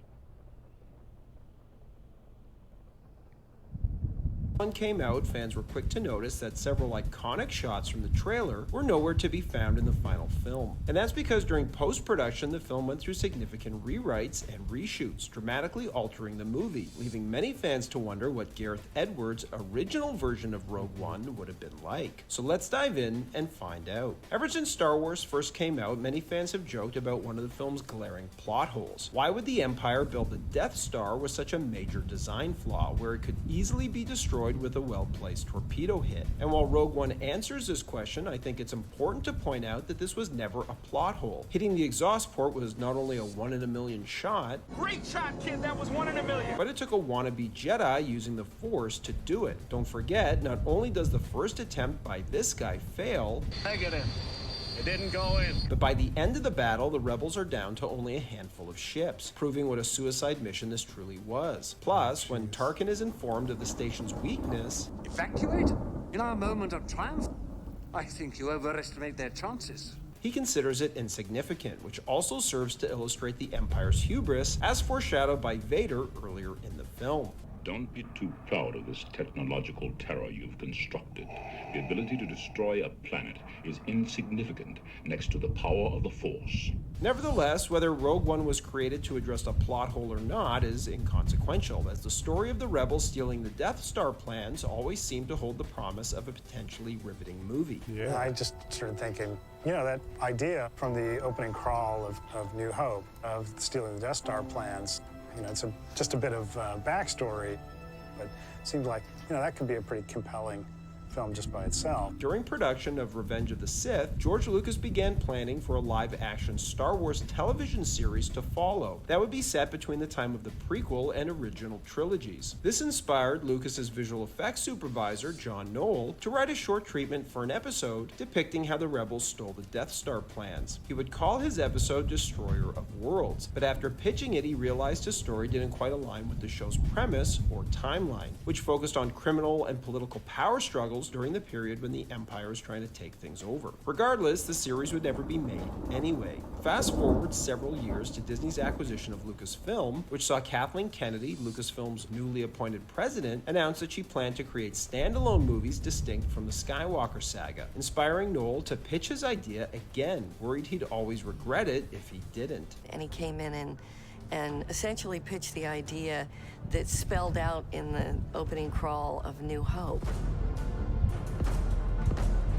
about rebel spies that go in to steal the plans to the Death Star. Following this, director Gareth Edwards, hot off Godzilla, would be hired to helm the picture. But after shooting wrapped and Edwards finished his first cut of the film, Disney execs weren't happy with what they saw, feeling it fell well short of The Force Awakens. And as the first anthology film, there was immense pressure on Disney to ensure its success, as they worried that a poorly received film could potentially hinder future spin-offs from the Skywalker saga. And given what transpired with Solo later on, their apprehensions were justified. This is why writer and director Tony Gilroy, famous for writing the Bourne series, was swiftly brought in to rewrite, rework, and reshoot parts of the movie. One of the bolder choices made in the film was to kill off the main characters. However, in the original script, the characters were kept alive at the end of the film, as Edwards assumed that Disney wouldn't let him kill off the entire cast. A rebel ship would have come down and got Jyn and Cassian off the surface before jumping away to hyperspace to rendezvous with Leia's ship as Darth Vader pursues in a Star Destroyer. Vader's Star Destroyer would then begin attacking the ship that Jyn and Cassian are on, as they desperately try to transfer the information from the data tapes to Leia's vessel. Finally, Vader would have destroyed their ship, leaving the audience to think that they were dead as Vader's Star Destroyer chases an escaping Leia. The film would have ended with us focused on the debris field from the destroyed ship as the camera pushes in on an escape pod, suggesting our heroes escaped. If this sounds familiar, it's because Han Solo uses a similar trick in Empire Strikes Back as the Falcon floats amongst a bunch of garbage. When Disney and Kathleen Kennedy read the script, much to Edward's relief and surprise, everyone felt the character should die, and they're not. See, I thought that the character should die because it's a suicide mission, and I had hope that it was going to happen by Vader, but I still love how it happened. Reshoots and rewrites. The biggest of those changes was the inclusion of the most striking scene in the film, featuring Darth Vader cutting his way through a swath of rebel troops in a last-ditch attempt to recover the Death Star plans. Surprisingly, this scene wasn't suggested by Gilroy or Edwards, but by one of the film's editors, Jabez Olson, who felt Vader needed not only one more scene, but it should be a badass one too. When he mentioned this, it was about 4 months maybe from release. Oh my oh, maybe we've missed the opportunity to do this. And Kathy Kennedy came in and Jabez pitched this idea to her, and she really loved it. Within a week or two, Edwards was back at Pinewood shooting the scene, and while the crew brainstormed and pitched plenty of outlandish ways for Vader to showcase his command of the Force, Edwards ultimately chose to stick to a more grounded approach, staying consistent with what we've seen the character do on screen before, but treating it like a greatest hits. The creation of this scene also allowed for a cameo by Edwards himself. I wanted to have a cameo in the film awesome. because I love Star Wars so much, but I was saving it for the right thing, and it felt very appropriate to play the guy who runs down the corridor and pulls the handle, because that way I get to survive, and therefore technically, according to Star Wars canon, I'm in Episode 4, A New Hope. Allegedly, this scene originally But for how depicted long? Admiral Raddus and his Mon Calamari crew organizing an evacuation of the ship. While moving down the corridor, the looming shadow of the Death Star passing overhead would have engulfed them in darkness. Understanding that escaping the ship was not an option, they would have exchanged determined glances, focused solely on completing their mission, which they successfully accomplish. Also cut from the film, but glimpsed briefly in the trailer, was a scene of Vader aboard the Death Star, which would have seen him having a conversation with Tarkin and also Krennic. Some of the most breathtaking and heart-pounding shots in the trailer saw our heroes running through the base, then across the beach, dodging blaster fire on Scarif. And that's because in the original cut of the film, the transmission tower was separate from the main base. And to transmit the plans, our heroes had to escape and run along the beach before going up the tower. This is also where the shot of director Krennic comes from, as he pursues our heroes to the tower. Disney felt this whole sequence just ran on way too long. So as they brainstormed ways to cut it down, they realized that a fast and easy solution would be to just put the tower in the base so that they don't have to run across the beach to get there, which resulted in cutting that entire sequence out and reshooting the events at the top of the tower. Edwards would call cutting these scenes along the beach heartbreaking, but understood that they needed to keep the film's runtime to 2 hours. One of the most iconic shots from the trailer saw Jyn Erso limping forward at the top of the transmission tower, only to come face to face with a TIE fighter. And while fans were surprised to see this moment absent from the film, apparently it was never even part of it, with the TIE fighter being added in solely for the trailer at the behest of the marketing team. Jyn, Cassian, and Bodhi's introductions were all changed as well, with new scenes for each added near the start of the movie. Originally, the film would have cut from the prologue that saw Jyn as a little girl to her as an adult in this meeting, which everyone felt was a pretty bland way to introduce her character as well as Cassian's. To remedy this and add more excitement and intrigue at the start of the film, they added the scene with Jyn in prison, followed by her escape from the transport. The same went for Cassian and Bodhi as well, with their introductions, Cassian meeting the informant to learn about the Death Star, and Bodhi being led through Jeddah to see Saw Gerrera, added to give their characters stronger introductions. Not only that, but Cassian's scene in particular, which sees him actually kill the informant so that the Empire doesn't learn of his subterfuge, helped to set the tone for the rest of the film, as it makes it clear we're not in for a typical, wholesome, family-friendly Star Wars adventure. Forrest Whitaker's Saw Gerrera also had his scenes drastically reworked, as evidenced by the noticeable change in his appearance from the teaser trailer, where he appeared bald, to the final version of the film where he's depicted as an older character with gray hair. Many of his lines from the trailer are also absent in the final film, and his characterization seems to be different too. Now, full disclosure, I can only speculate on what his original scenes were, as I look to repiece them from the trailers. And the trailer suggests that, unlike the film, the Rebellion isn't sure what the Death Star is yet, but they're aware of a weapon test for some sort of super weapon and need to learn what it is and how to destroy it. And for that, they go to Jyn as a way to get to her father, which is why Jyn then goes to Saw for help in her quest to reach him. In 2 of the trailers, we see Jyn in Saw's headquarters explaining to him that the Empire's building a weapon capable of destroying an entire planet, and encouraging him to help. This is your chance to make a real difference. Which is a further tip-off that she's there trying to convince him to help her and the rebels, since in the same scene in the movie, she just makes an introduction before trying to leave, deeming her role in the mission accomplished. They wanted an introduction, they've got it. I'm out now. Rest of you can do what you want. Additionally, after Jyn asks for help, in the trailer, we see a concerned and caring Saw caution her about joining the rebellion, almost trying to talk her out of it. What will you do when they catch you? What will you do if they break you? But the version we see of him in the film is paranoid and completely mistrusting, even of Jyn. Did you come here to kill me? Since Rogue One came out, many fans have wondered 2 things. First, would Gareth Edwards' original cut of the film have been better? And 2, will we ever get to see it? It's important to note that Edwards was never kicked off the film, and while Tony Gilroy came in and did a lot of work to punch up the script and oversee some of the additional photography, Edwards has stressed that they all worked together as a team until the very last moment to improve the picture, with Edwards present the entire time, even directing the iconic corridor scene with Darth Vader. Tony Gilroy, for his part, gave a definitive definitive answer on which version was better, saying what was released was the absolute best possible version of the film you could have, leading me to believe both Gilroy and Edwards consider the theatrical cut of the film the definitive edition, and Edwards' original cut of the film more of a work in progress. Thanks for watching, everybody, and don't forget to like and subscribe to Bullets and Blockbuster. I love watching videos like this. You just get to learn so much about your favorite films.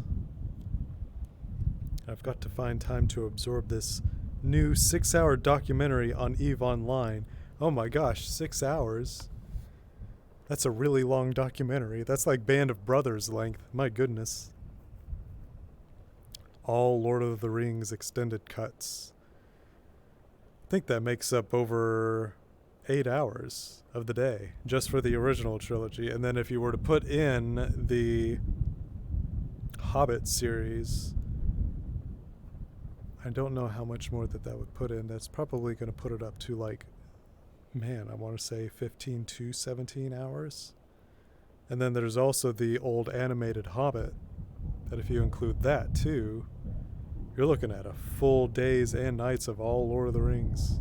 And then now you've got the Amazon one, which I haven't seen yet, to be able to comment on. Down the rabbit hole, Frederick just released it. The entire history of the game. It's released to current major players and events. Ooh. Is it all one video, or is it spliced up to be like, here's this part of the history, here's this part, here's this part, here's this part? Offshoot projects like Dust 514.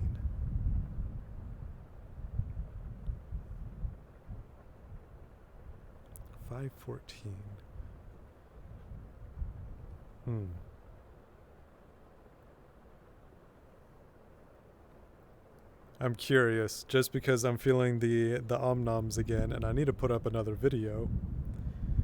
For those of y'all that do protein shakes, do y'all have a particular brand to recommend? Because I'm going to go out and get one, hopefully tomorrow.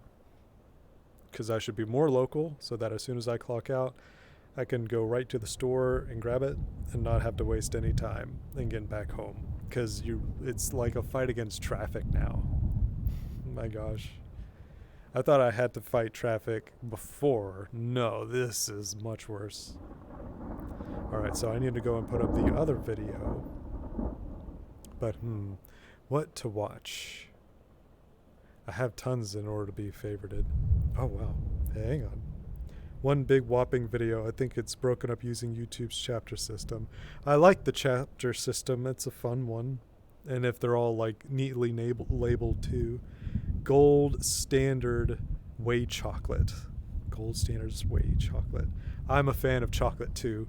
In the past that I've done protein shakes, it's always been chocolate. I haven't really tried any other flavor, but I should. I should make like little smoothies and stuff, have them in the mornings. And I needed to get a better canister, probably one for a water. Well, I mean, I could just drink the protein shake. I mean, my body is in that. What I was mentioning before when I went and had the sandwich was, here. I'll come chat with you. What I had before when I went to go and have the sandwich was I was feeling that my body was like, or I felt, okay, I feel full, but then my stomach was like, no, you need more calories. Your body is telling you need more calories. And I'm like, okay, I'm going to keep eating then. And then I do. I need to figure out what kind of bottle I'm going to use. I might buy a bottle while I'm at the store in order to put that stuff in, and maybe another similar bottle in order to be just for water. Could you imagine? Could you imagine 2 big water bottles? 2 big water bottles? Sean, sure would. Why does your mom let you have 2 big water bottles? I'm extra so grabby. It helps to do it as actual shakes. Fluids like milk end up lumpy. The powder breaks up better in ice cream. You know, funny story. That's always how I've had my shakes. It's lumpy and clumpy. That I actually like it that way. I can't ever like seem to get it to be completely smooth. Although I would love to have it smooth, and making a smoothie would be awesome. Putting some ice in there, putting some fruits and stuff. Oh my gosh. I would love to make smoothies. That would be something that I would love to do for y'all, is just make a really nice smoothie.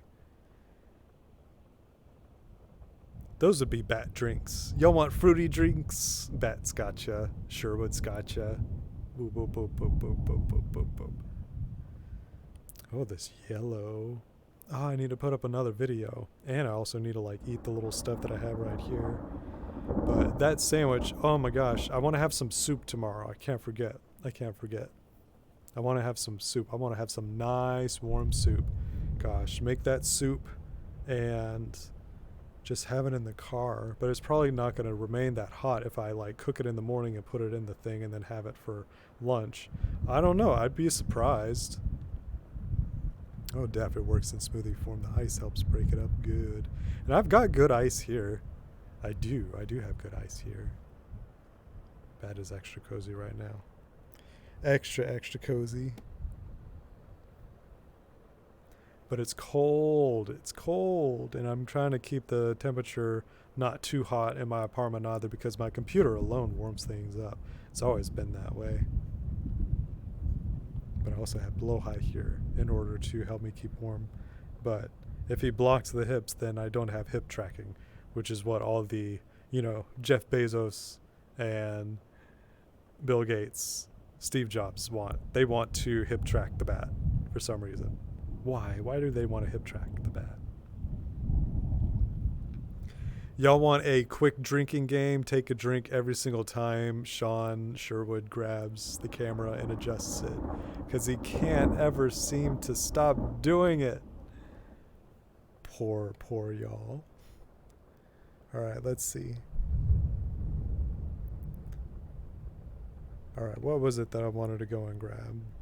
I need to go and put the video on. I think that's it. I just need to figure out what video it is.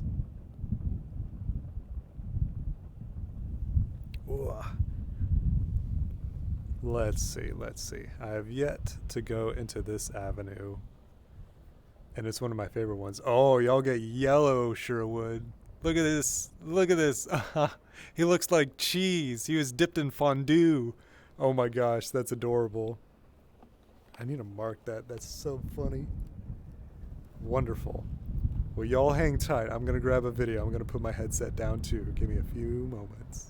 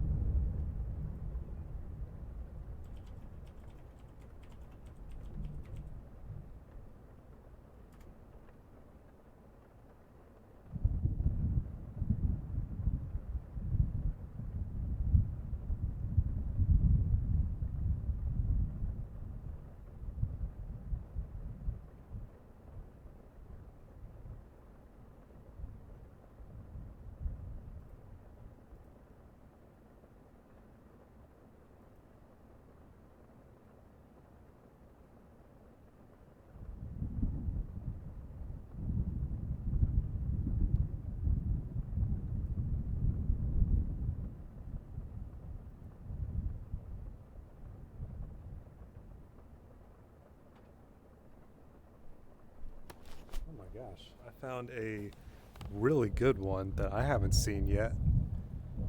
Oh, I need to turn around and then I do the grabby like this. Where's the other one? Where did he go? Oh, it's behind me. It's by my butt. Come here. There we go. Alright. And now we gotta adjust again. Oh no. We need to anchor y'all again. There we go. But it's still probably a little too close. There we go. Whoop, wrong one. I do need to adjust y'all, but I was trying to grab this one so that I can see where I am in conjunction to where y'all are. So I'm going to move back some. But I'm going to move y'all into a better spot again. There we go. Y'all get to see a little bit more of this fuzzy. I might back up a little bit more, or I might scoot. There we go. I like this too. Oh, I don't want to be covering too much of the screen though. Although it does give a kind of Mystery Science Theater 3000 vibe. Alright. This video, I think, would be a delight for everyone, because it says like new information revealed, and I'm like, oh, I love these videos. Let's watch.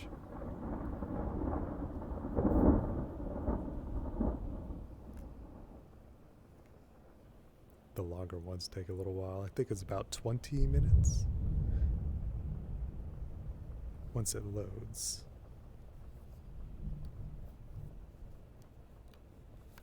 Oh, I still have my candy right next to me. Ugh. Ugh. Why doesn't the chat want to be on top? Why? What is chat not want to... Oh, retrying load. Oh no. Come on. Come on, VR chat. You can do it. Please. Please.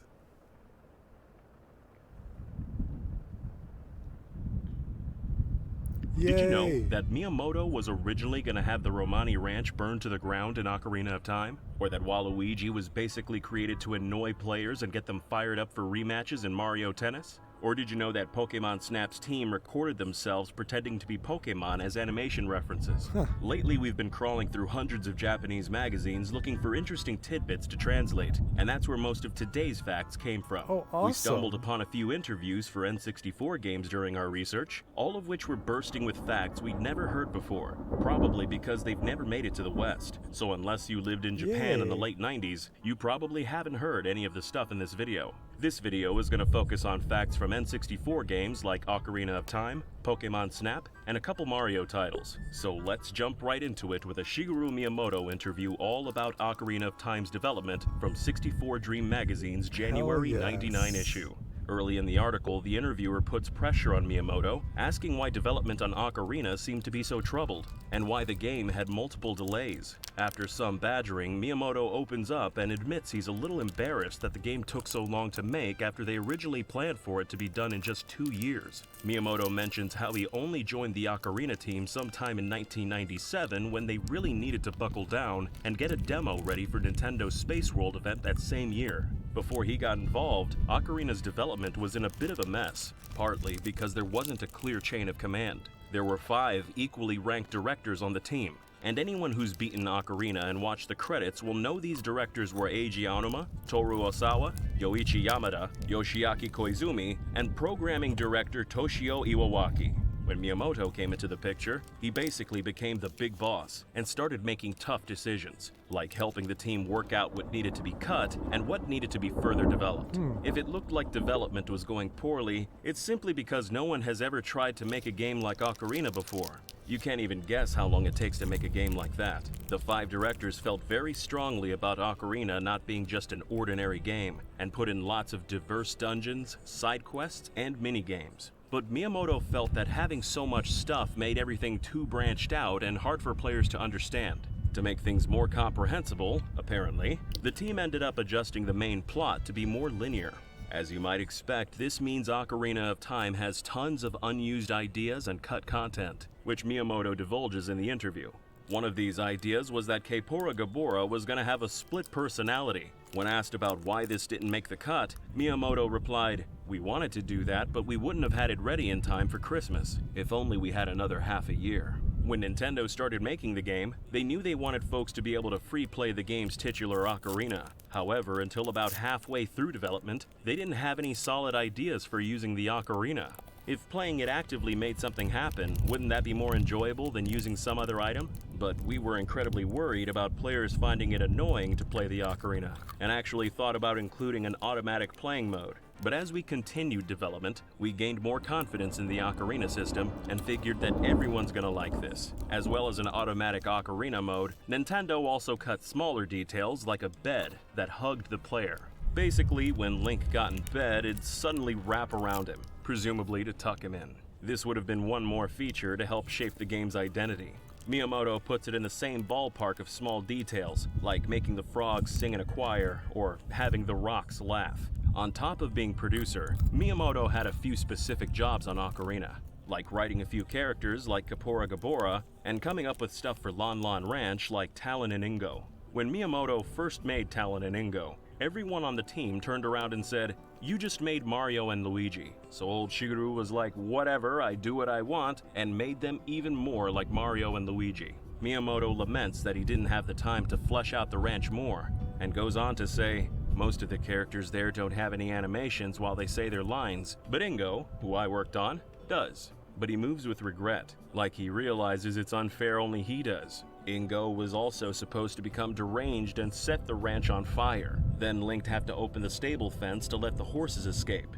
Then he'd hop on Epona and ride away with Marin tucked under his arm, a herd of horses all running behind him, and Lon Lon Ranch burning down in the background. Miyamoto said, "People asked me, so what happens if you go back to the ranch later? Or can you get that many horses to move all together?" And so I had to give up. It's a scene where we didn't know what part of the game to put it in. After revealing that his favorite characters in the game are the Deku Scrubs, Miyamoto explains that the Scrubs actually fill the role of a character that was cut. The character's name would have been Hobbit, and he'd tell stories and sell items, among other things. But the team ran out of time, and had to give all of Hobbit's roles to the Deku Scrubs. Although this would have been a cool Lord of the Rings reference, we think the game was better off for the cut in the end, and helped build the identity of the Deku Scrubs. Shiggy also mentions how Kakariko Village was specifically made to show off the 3D-ness of the N64. That's why there's so much verticality to it. The original designs for the village had lots of fields, water wheels, and winding roads leading down to wells, but all that ended up getting simplified before release. Another feature of the final game is its day and night cycle, but it was originally planned for the game to actually count the in-game days and tell you how many you played after the credits rolled. Miyamoto said, "There was a point where we were trying to speed up the release date, at which point we were told we weren't allowed to change the game's systems any further. I wanted the ending to display a screen saying, 'The End,' then beep, and then say, 'It's been XXX days since leaving Kokiri Forest. Link's adventures are at an end for now.'"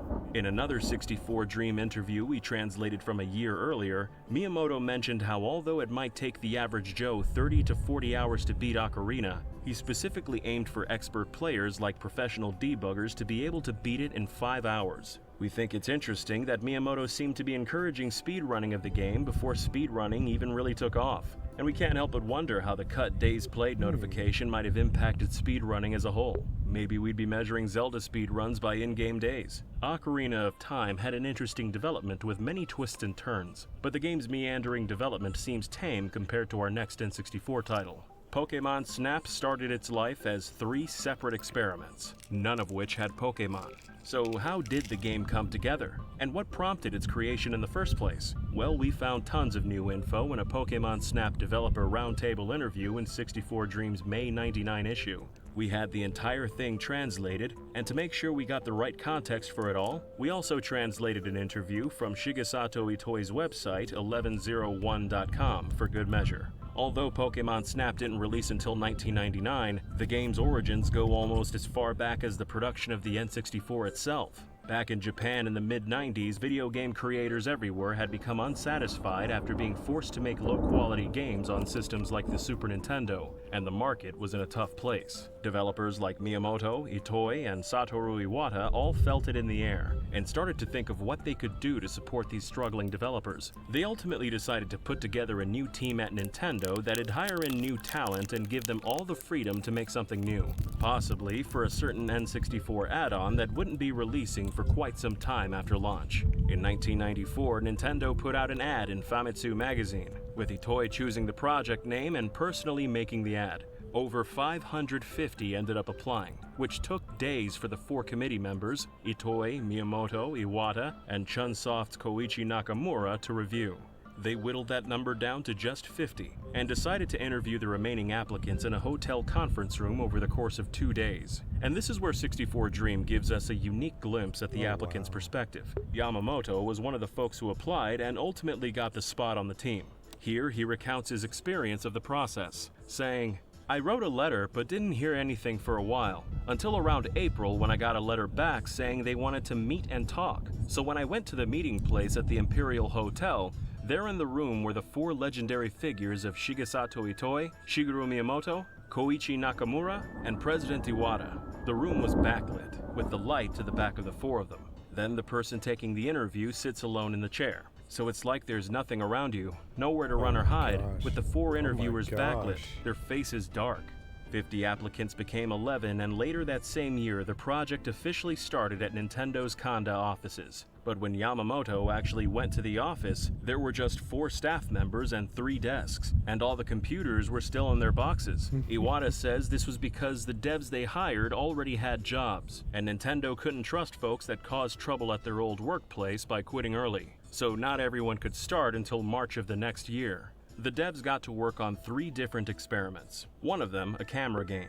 This camera game was said to be called Jack and the Beanstalk, and this is why the team called themselves Jack and Beans. These experiments were combined into one game over the course of 2 years, and Jack and Beans' world was tossed out in the summer of '97 and replaced with Pokémon. Pokémon Snap was announced at Space World 97 for the 64DD, and was originally supposed to release in '98 to coincide with Pokémon the first movie, a fact that the dev team only learned at the event, and something we'd not heard before outside this interview.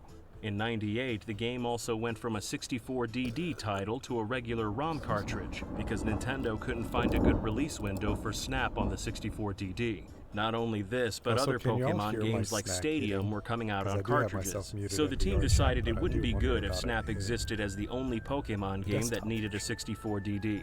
Snap also wasn't compatible with Pokemon Gold and Silver, so everyone wanted to have it out before Gold and Silver's release. Iwata stated, "We said for a long time that it was a 64DD game, and we apologize that that didn't happen. But if the 64DD didn't exist, we wouldn't have started making a game about pictures. The team originally wanted to make a game about taking pictures because of the 64DD's ability to read and write data to the disk, meaning photos taken in a virtual world could be saved and transferred elsewhere, or even printed off in real life. The team thought about how to make photo printing work and tried a few different methods, like using the 64 Game Boy transfer pack, transferring the photos to the Game Boy camera, then printing them out with the Game Boy printer.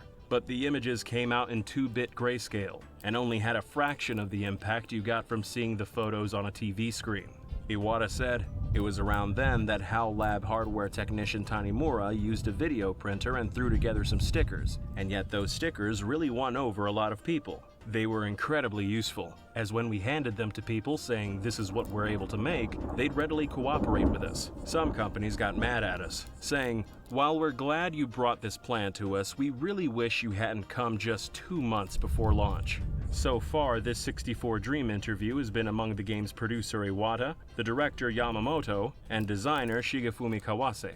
But now a 4th member of the team bursts into the room in flamboyant style wearing a leopard print suit. Benimaru Ashura Ito is a manga artist, 3D designer, and musician who's worked on tons of Pokemon and Kirby titles, among other things, but he Pokemon also helped Stadium. with Snap's art and animation. It's even implied in this interview that he was the animation reference for the Great Fairies in Ocarina of Time. What? After everyone calms their laughter, Iwata starts to talk about the game's rocky development period. Iwata says that as recent as half a year before the interview, the team couldn't see what the finished product would look like. And keep in mind, this interview was done about a month after the game's Japanese release. People from Nintendo kept casting doubt on whether they could finish on time. Even once the gameplay came together, there wasn't a lot of content at first. So when we left it out, no one played it. So Kawase came to me saying, "Boss, no one's playing it." We were really worried. The team had some people at Nintendo's modeling center do test plays, but they didn't seem to be enjoying themselves. The team's dismay slowly faded as development went on, but the big change in their perspective came after a bunch of elementary school kids were brought in to play the game.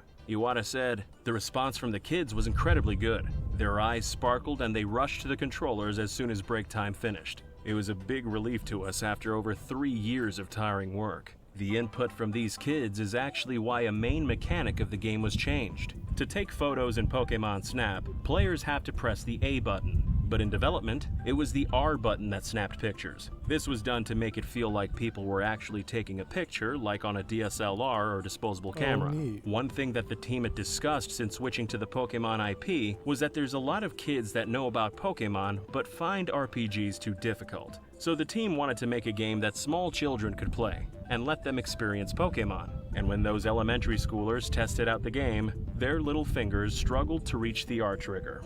The team thought about making it so players could change the camera button in the options, but ultimately bit the bullet and made shooting pictures fixed to the A button. The team also wanted the Pokemon in Snap to seem lifelike and appear in swarms, but having many polygonal characters swarming was a big ask for the N64 hardware. This meant the 3D models had to be very low poly, which also meant the team couldn't use the same models from Pokemon Stadium. Kawase said, "Work was proceeding on Stadium at the same time, but we couldn't use any of the same models. They only needed 2 at a time while we needed swarms. We couldn't reuse the same models and it was difficult to show anything as detailed as what they had in Stadium. To make things worse, Pokemon was an established franchise with a huge audience, and fans were going to notice if anything looked wrong or off-model. And the Pokemon themselves had changed a little bit over the 3 years since the original games, with Pikachu in particular looking a fair bit different. The team actually had to remake Pikachu about 5 times to get it right. Interestingly, the team say they didn't reference the Pokemon anime for the game's animations, instead using human examples. Remember earlier when we said Ashura served as the reference for the Great Fairies in Ocarina of Time? Well, he'd stand in as all the Pokemon too. He'd dance around pretending to be all sorts of Mons proclaiming, "Capture me!" And when Ashura wasn't around, other members of the team were asked to stand in as Pokemon. They'd reluctantly agree, but it ultimately became a contest of who could outdo each other as the best Pokemon reference model. Kawase said, "With us making so much, there was a bit of back and forth competition to outdo each other with the motions we animated. We put a lot of ourselves into them, so our individual personalities come out in them." The team divulged a few more tidbits in the interview, like the origins of the player's vehicle, the 01. Yamamoto says that originally the first stage in the game took place in a river, and having something floating in the river reminded them of the legend of Isun Boshi riding in an Oan bull. Oan sounds like 01, as in 01. So they named the vehicle 01 as a nod to the legend. They also mention how they didn't have much time or free space left towards the end of development, but they wanted to have at least some voice lines in the game. So they booked a last-minute session while the Pokemon anime was being recorded and got the Japanese voices of Professor Oak and Todd Snap to say a few phrases. They were particularly pleased with how Oak said "wonderful."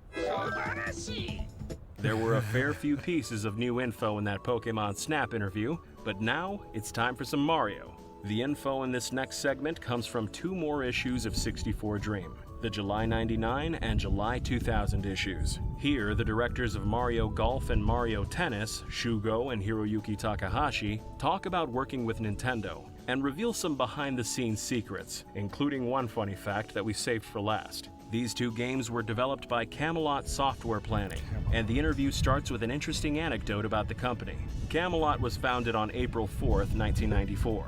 This is because the Takahashi brothers intended on registering the company on April 1st, but realized it'd cause issues if people thought it was just an April Fool's joke, so they pushed it back a few days. But as far as their work on the Mario series, everything was set in motion when Camelot was approached by Monegi, a joint studio founded by Nintendo and Hudson in 1998 that aided in the development of the Mario Party series. Hiroyuki elaborated, saying, "Mario Golf 64 started when Monegi came to visit us and we started talking. Monegi actually didn't know that we'd made Everybody's Golf on PlayStation. Camelot specializes in RPGs, so they'd come to ask us to make an RPG for the N64.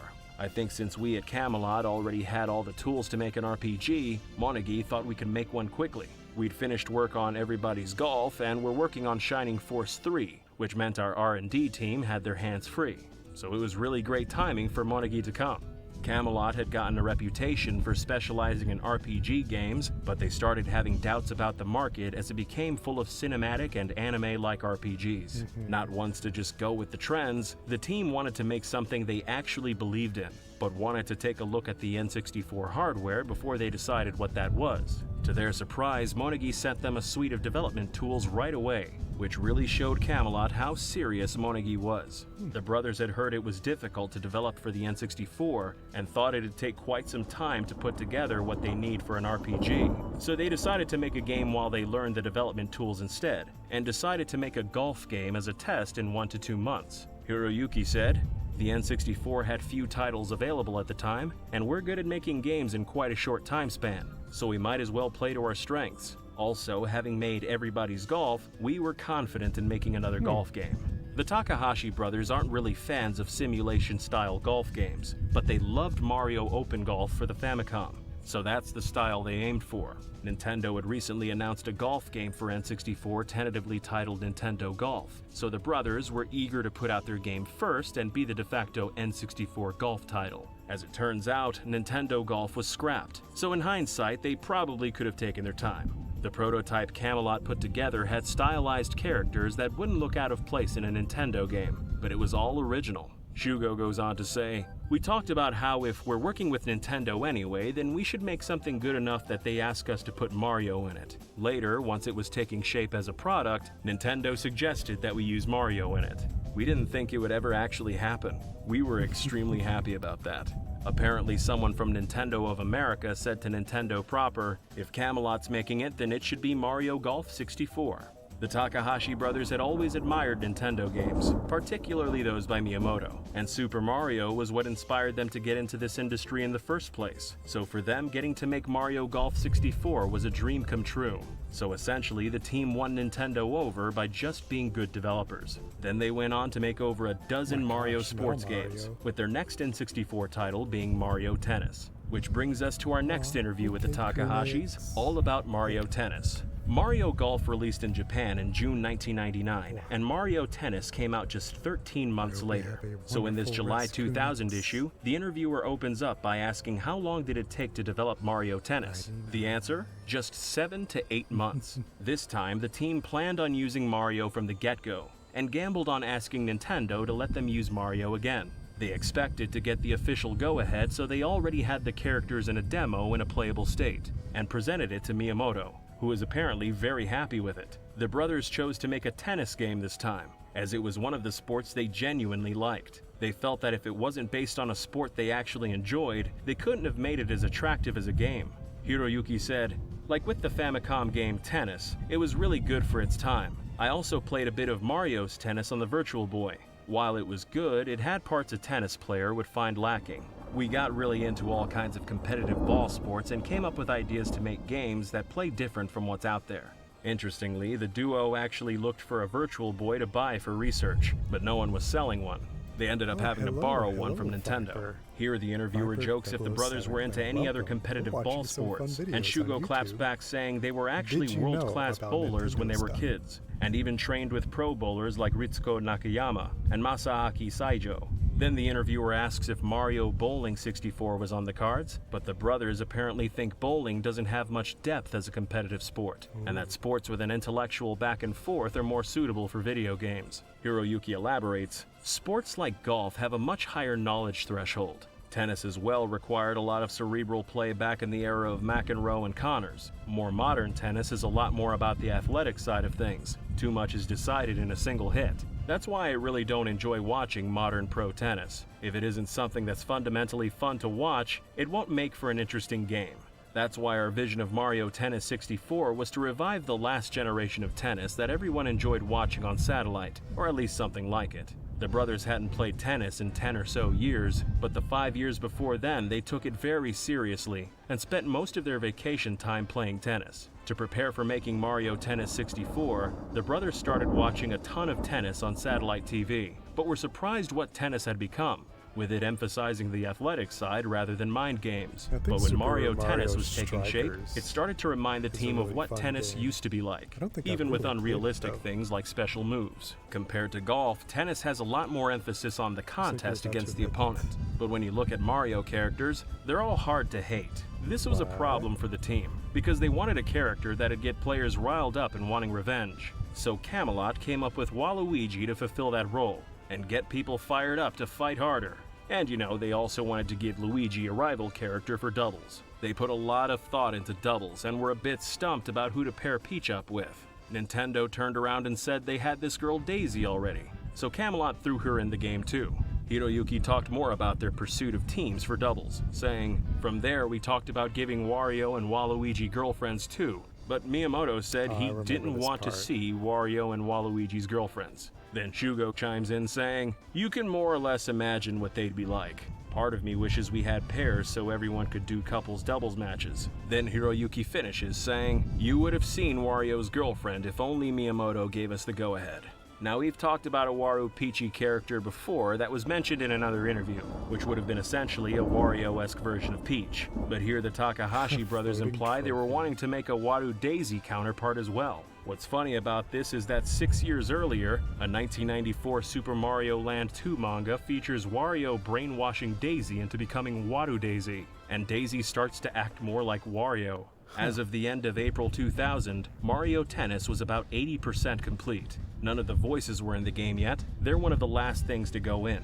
And because all the voice actors are in America, that's where the lines get recorded. Shugo said, "When we listen to them, they just talk on. And like Luigi will say pepperoncino. Pepperoncino wasn't in the script. That was a freebie." They're of course talking about Charles Martinet, who apparently likes to go off script. The brothers think Charles's Baby Mario is one of his funniest voices, with Shugo going on to say, "The voice actor totally became a baby. He talked for a whole 15 minutes, and we would have preferred if he stayed with 'nice shot,' but instead it started with him crying like wah, wah, and then suddenly going, 'nice shot.' He was so into the role, like you think he's sleeping for a while and he throws in a burp." Charles voiced 5 roles in the game: Baby Mario, Mario, Wario, Luigi, and Waluigi. The brothers mentioned that they have to raise the pitch for Baby Mario's voice, but the rest is all Charles. They close out by saying what a talent he is. If you haven't heard already, we're working on a Did You Know Gaming physical tabletop card game called Do You Know Gaming. The game basically pits you and your friends against a dungeon full of monsters that can only be defeated by correctly answering questions about video game trivia. We've been creating all sorts of creatures and characters that inhabit this world, and we're excited to show you more about how the game works soon. If you want to be the first to hear more about the game and get updates on how things are going, you can sign up to our mailing list over at doyouknowgaming.com. We're planning to show off more in the coming months, so stay tuned. Thanks for watching, and if you want more video game facts, there's a whole hour of Nintendo Switch facts on screen. See you next time. This one's so much tinier.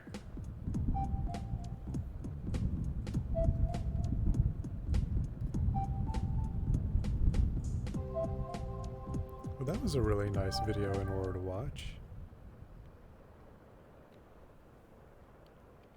Let me go ahead and do a grabby. Huzzah! It's actually a very good time for us to be winding down too. I'm actually getting a good bit hungry as well, so I'm gonna go and om-nom some stuff. Let's go down here in order to chill on the couch. Just as we did when we started.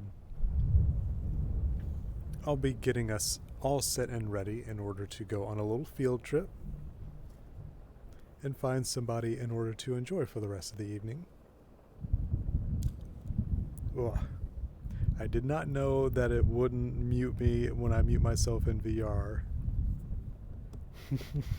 Y'all heard Bat go burp. Oh, it already did the thing. Alright, let's see who we got.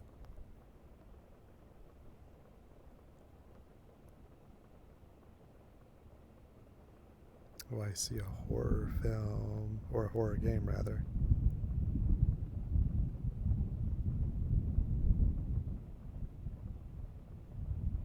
Oh, nice. Yep, that's the horror one. Boy, they still doing the spooky horror. Donuts! We're gonna go and hang out with Donuts. Gonna bring y'all over. Because he's playing Five Nights at Freddy's. And not Friday Nights at Freddy's only, that's Bat's version.